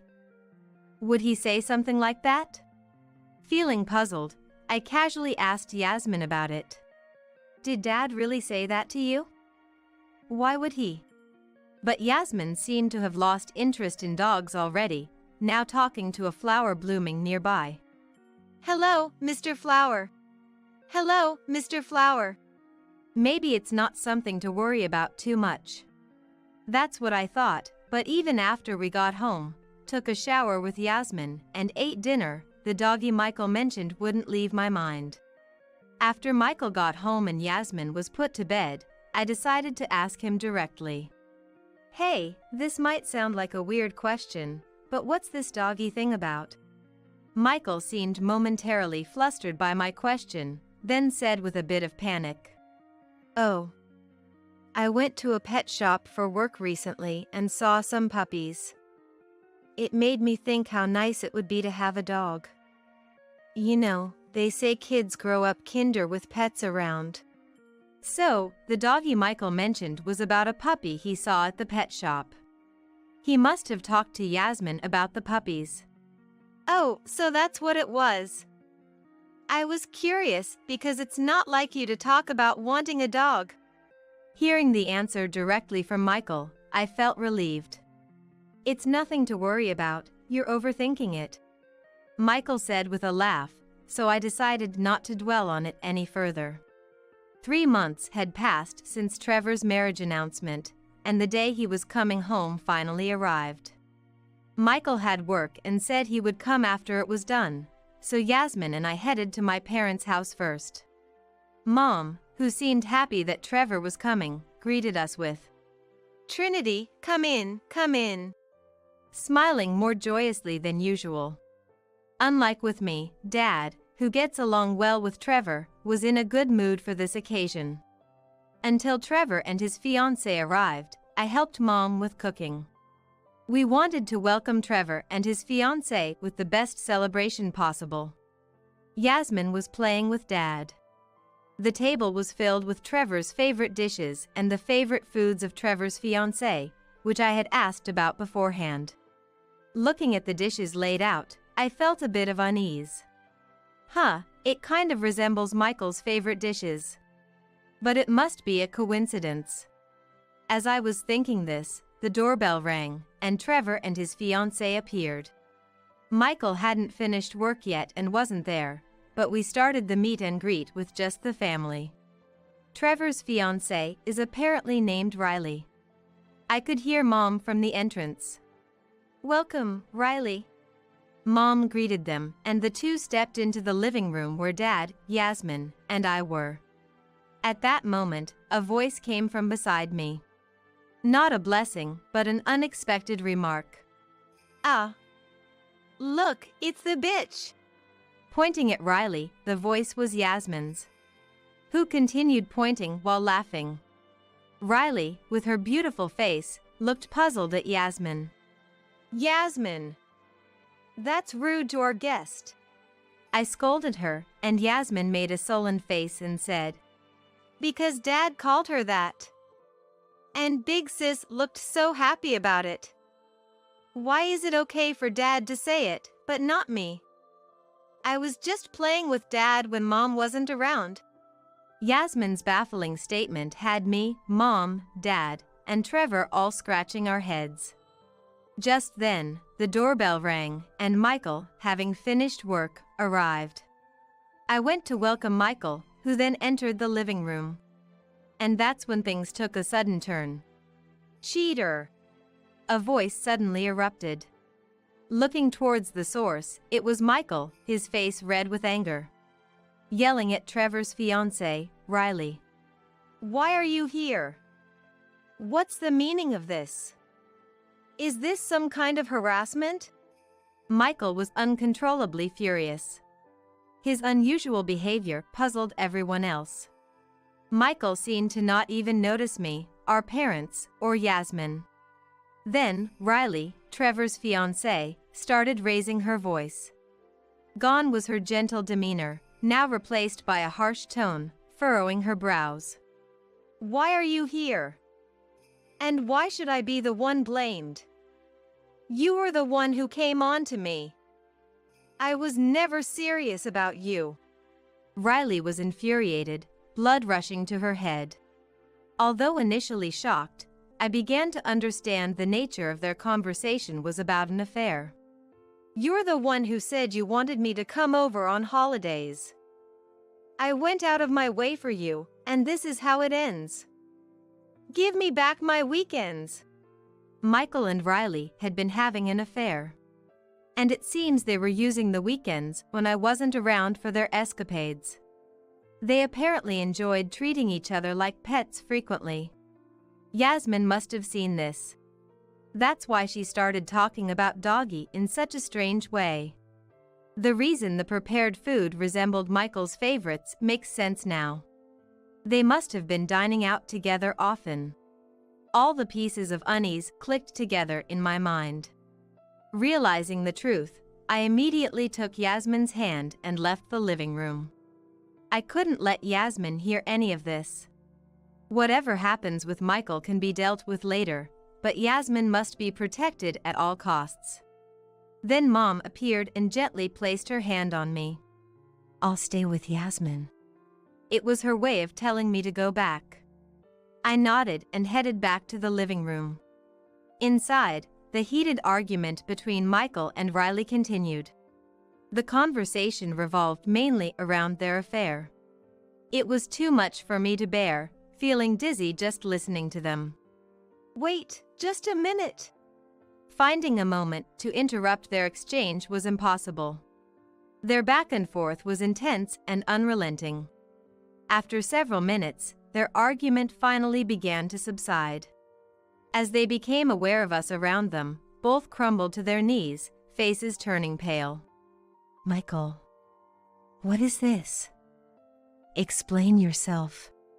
The moment I began to confront Michael, he collapsed backward with a groan. "Enough.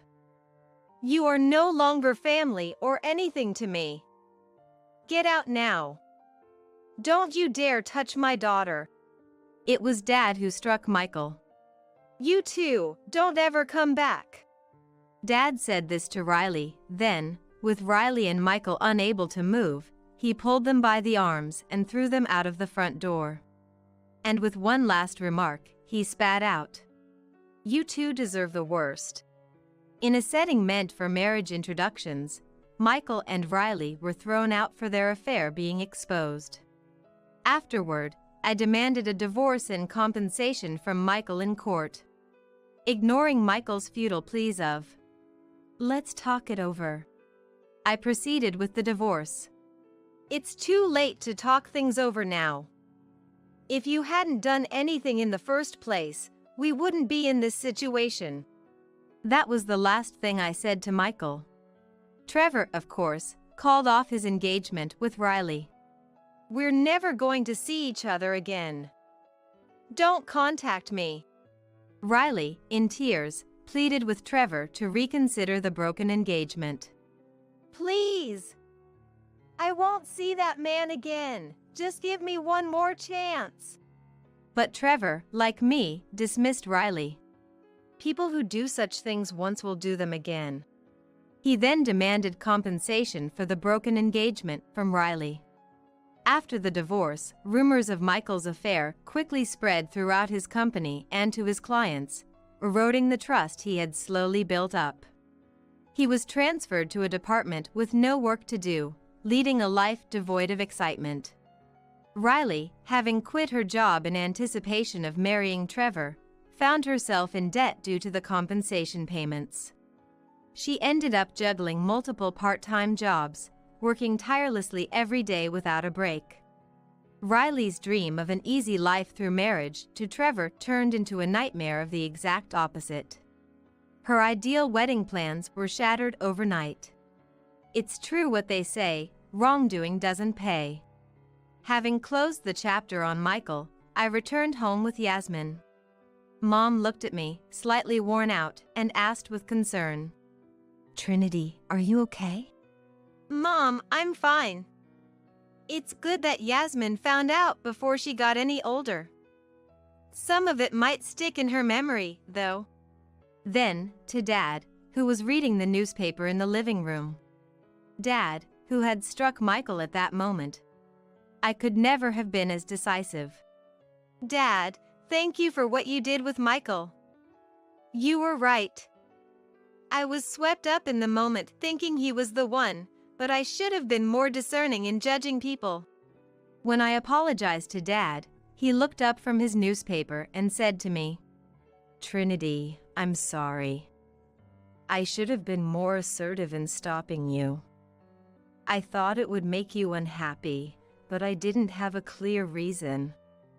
Just not liking someone isn't enough for you to be convinced, right? Maybe I was just convinced that Dad and I didn't get along, that we weren't close. It's not your fault, Dad. I've learned a lot from this experience. Laughing together, Dad and I looked at each other as if to say, what was all that past conflict about? That's just how family relationships are, it seems. Misunderstanding each other for no reason, and before you know it, making up. I hope Yasmin and I can build that kind of relationship from now on. As for Trevor, he was shocked by Riley's affair and insisted he didn't want a girlfriend for a while. I'm done with that kind of pain.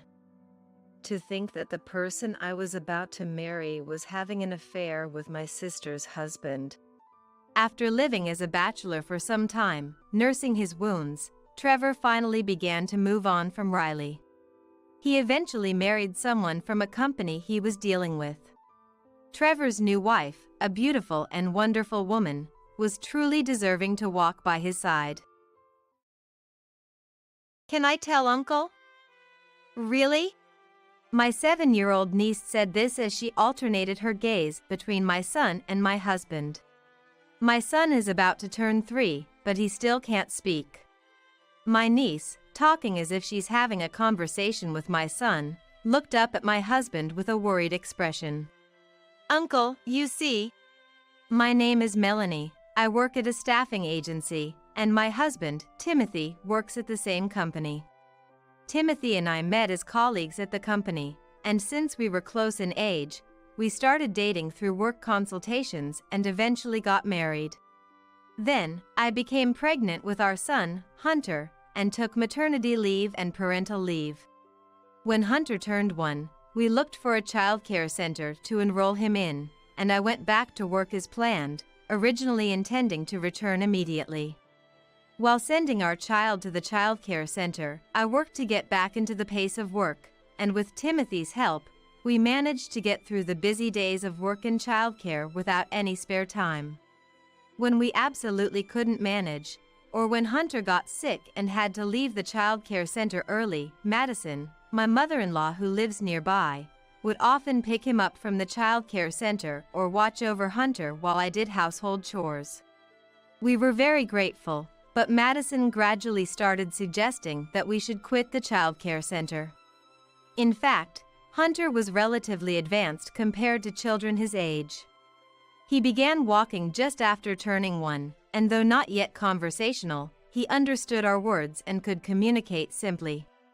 Madison started treating Hunter like a prodigy, insisting he shouldn't be in a public childcare center but rather receive gifted education under her constant care. This suggestion had us worried. While we were indebted to her, we tried to refuse politely by saying Hunter enjoyed the childcare center, which only made Madison furious. She didn't like that I had returned to work while Hunter was still so young and berated us, saying, "You don't love Hunter. Leaving him in childcare all day is negligent. Unlike you, I would be willing to stay with him all the time and take care of everything. Just hand Hunter over to me." I was shocked by Madison's accusation of being a bad mother, but I was even more frightened by her treating Hunter as an object to be handed over. After that, we tried not to rely on Madison, and if Timothy wasn't home when she came over, I pretended to be out. However, Madison started taking actions that couldn't be ignored, like picking up Hunter from childcare without our consent or trying to steal our house keys after bringing over sweets and insisting on coming in. Timothy, too, gave up on reasoning with her after seeing her unreasonableness. We decided to move without telling Madison and began looking for a new place in secret. However, finding a new home proved difficult.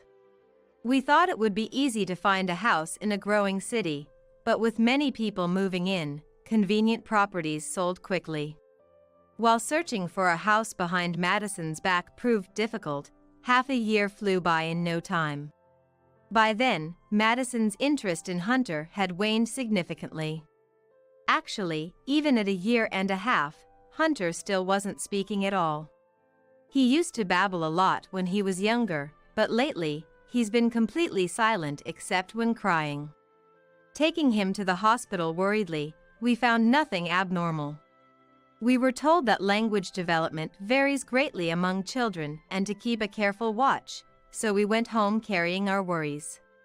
Seeing Hunter like this, Madison did a complete turnaround from treating him as a prodigy, declaring, "Not speaking much just means he's a disabled child. There must be something wrong with Melanie's body, and that's why she gave birth to a strange child. I don't know why Timothy ever married someone like her." And she labeled it as a disease. Despite the doctor's diagnosis, being told Hunter was sick and that I was abnormal brought me to tears. Madison hadn't been coming to our house recently, but when she did, it was unbearable how she could say such awful things, leaving me completely distraught. Then, Timothy got angrier than I've ever seen, declared we were cutting ties with Madison, and forcefully kicked her out of the house. After blocking Madison's contacts, we began to ignore her completely, even if she came to the house. Knowing Timothy's firm stance, Madison shouted, "I don't need a wife or grandson with disabilities," and never returned to our house again. Since then, we have been living peacefully as a family of 3, and before we knew it, Hunter turned 3, yet he still hadn't spoken a word. Considering it unusual for him not to speak by this point, we were advised at a public health screening to have Hunter examined at a major hospital. When Hunter and I went to the hospital recommended to us, we unexpectedly ran into my sister Yasmin and my niece Rose, who were there for vaccinations. Yasmin and Rose live far away, and because we had been busy, it had been difficult to meet, so we were delighted by this long-awaited reunion. Since Yasmin and Rose hadn't met Hunter since his birth, they greeted him for the first time. What's your name? Hunter? That's cool. Yes, you're in the rabbit class, aren't you?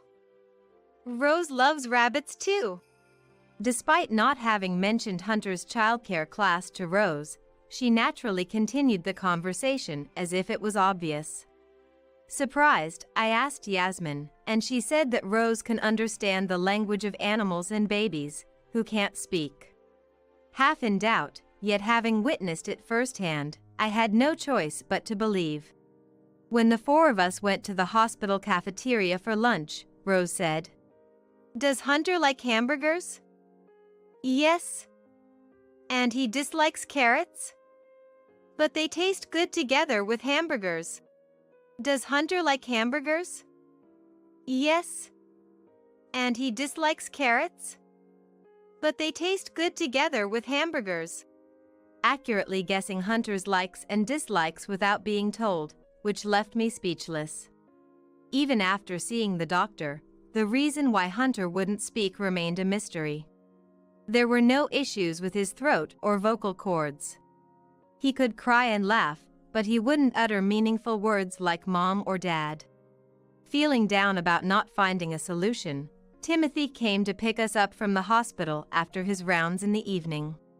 Since we were together, we decided to have dinner as a family of 5, moving to a family restaurant near the hospital. While waiting for our order to arrive, Rose looked back and forth between Hunter and Timothy, then stared at Timothy anxiously. "Hunter is asking when he can start talking to Uncle," she said.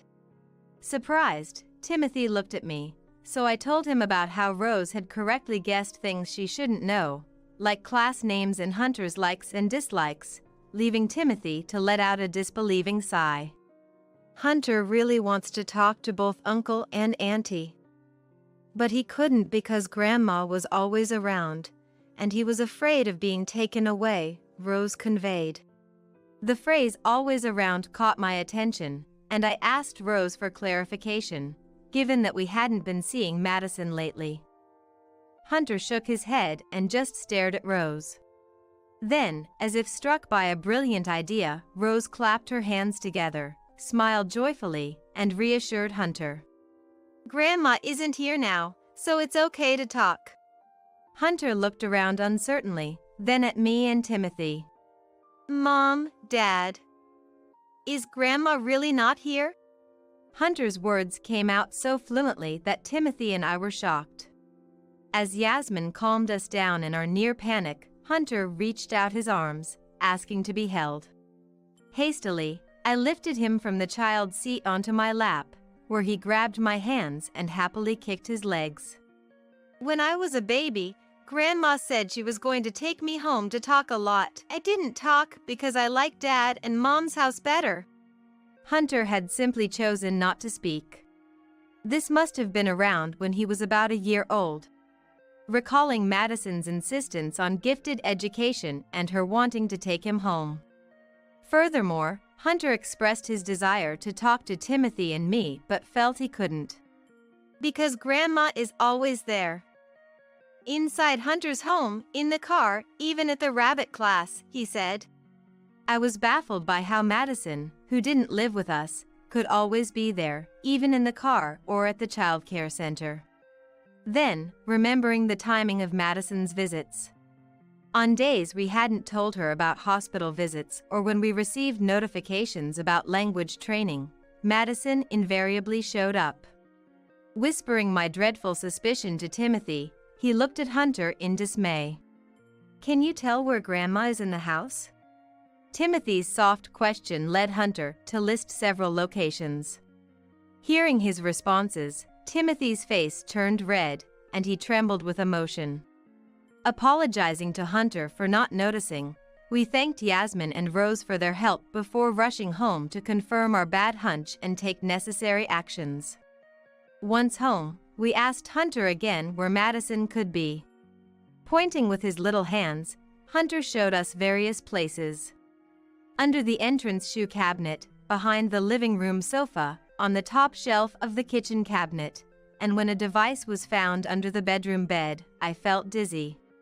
When Grandma came to pick me up, she left it behind. Grandma has always been in the house, Hunter explained, indicating that what seemed to be bugging devices had been left throughout our home, making it feel as though Madison was perpetually present. Discovering such devices within our home, similar to those seen on TV, and confirming their nature as surveillance devices available in abundance online was unsettling. Before the police arrived, Madison showed up at our house, having apparently been listening in on us as we searched for the bugs. Timothy couldn't hold back his fury, confronting Madison. "Mom, what do you think you're doing, planting bugs in our house like it's nothing? This is outrageous, creepy, and a serious crime. It's because Timothy ignored my contacts, isn't it? What's so wrong with wanting to know more about one's own family? We're family, after all. There's no need to make such a big fuss about this. More importantly, Hunter can speak. To think he can talk so much at 3, he must be gifted. Just as I thought, a real prodigy. I'll take him and provide him with gifted education, so he can work at a big company in the future. And eventually, he can take care of me in my old age. Now I can rest easy." Madison showed no remorse for planting the listening devices, dismissing it as nothing significant. Her blatant disregard for Hunter's wishes and her self-centered assertions made us feel sick.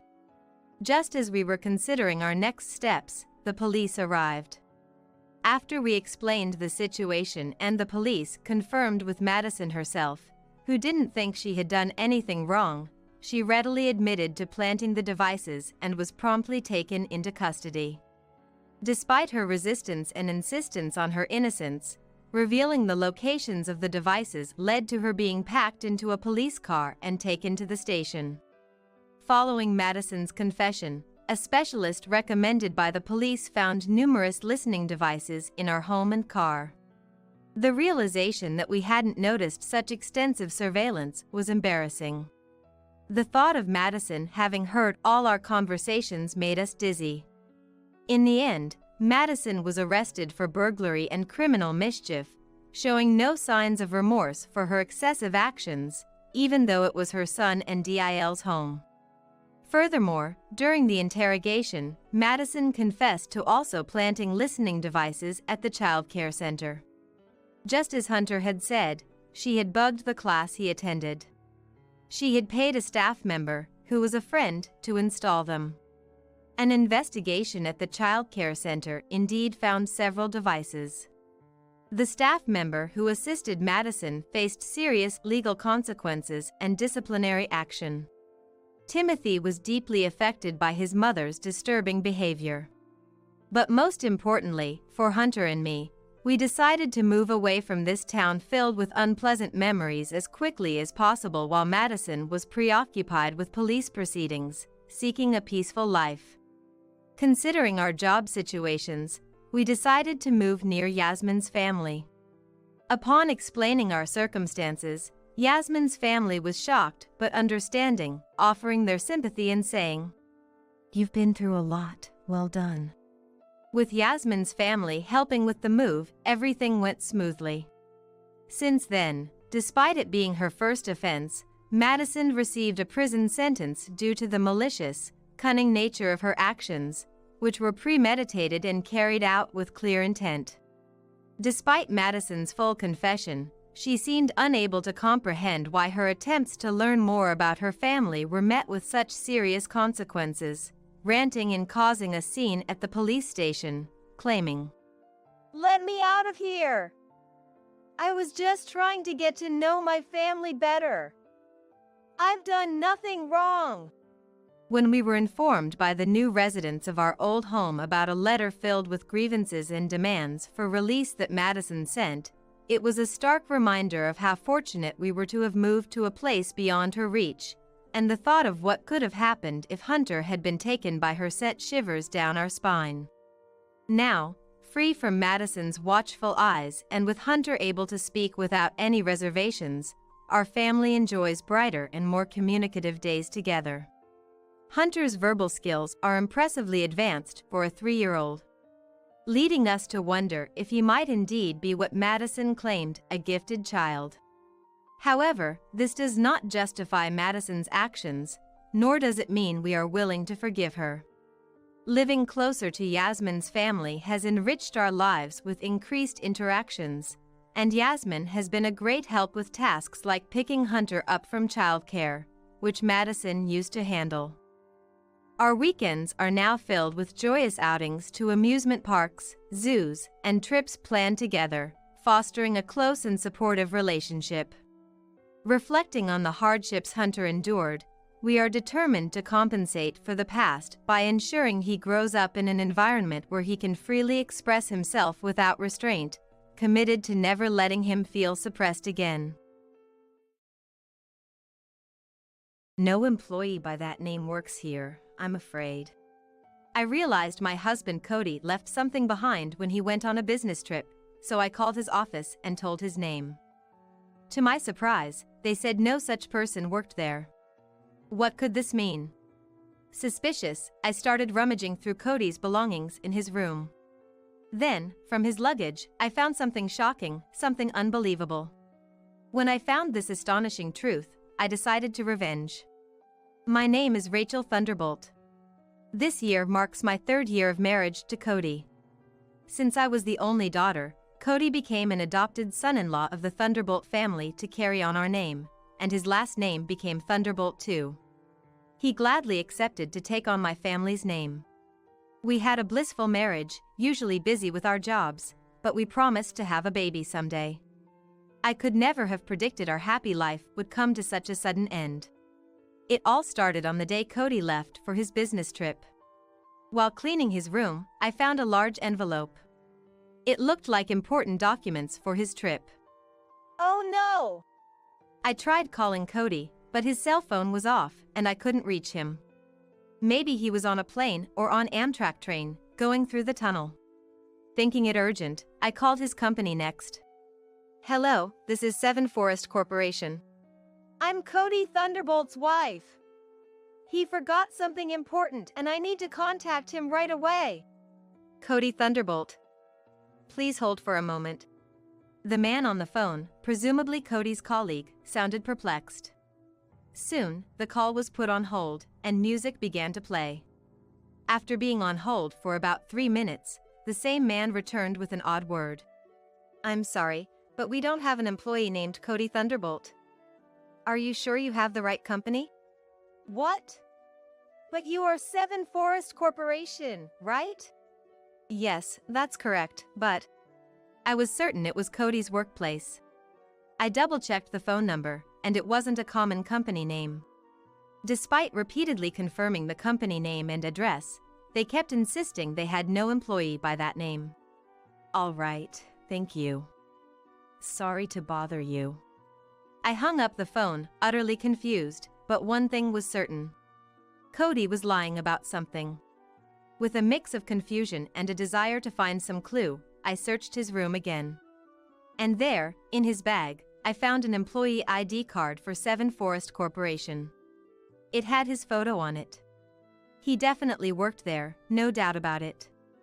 But the name written here. It said Cody Harris, a completely different last name. Confused and dizzy, I squatted down. I took a deep breath to calm my mind.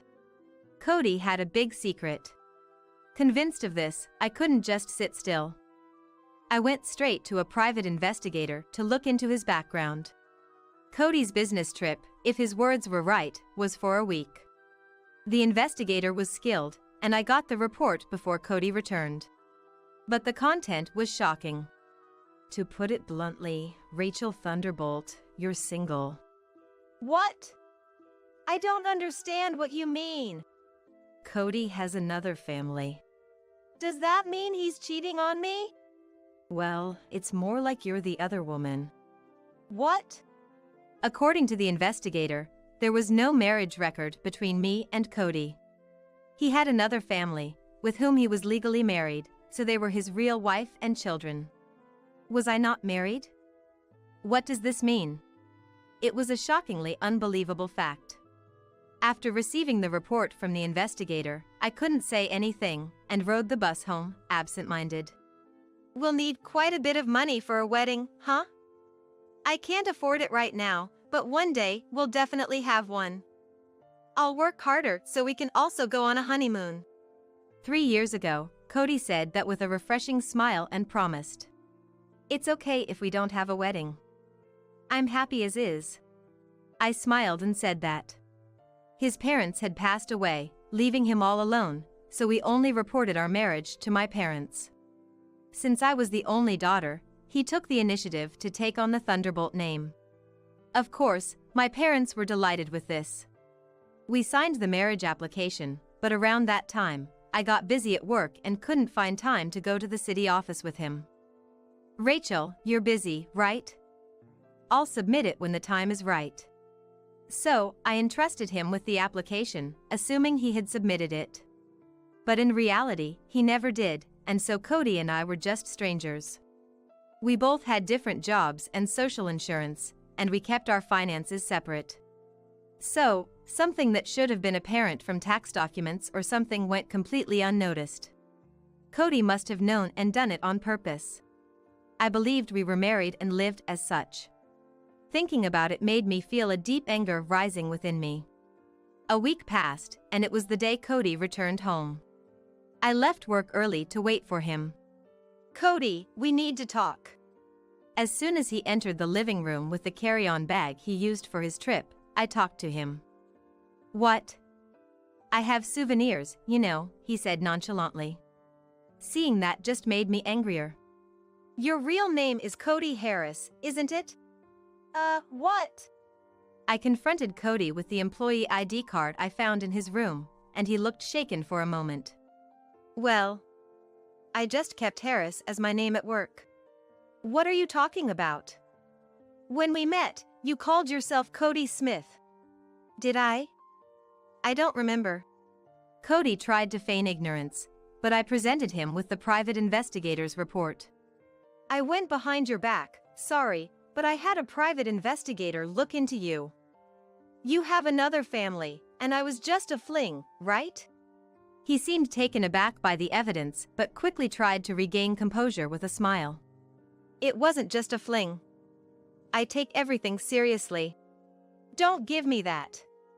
You clearly said you'd submit our marriage application." "Did I say that? Then how come we're not married?" Why is that?" Cody kept making irresponsible words, trying to dodge my questioning. His careless attitude only made me more stressed.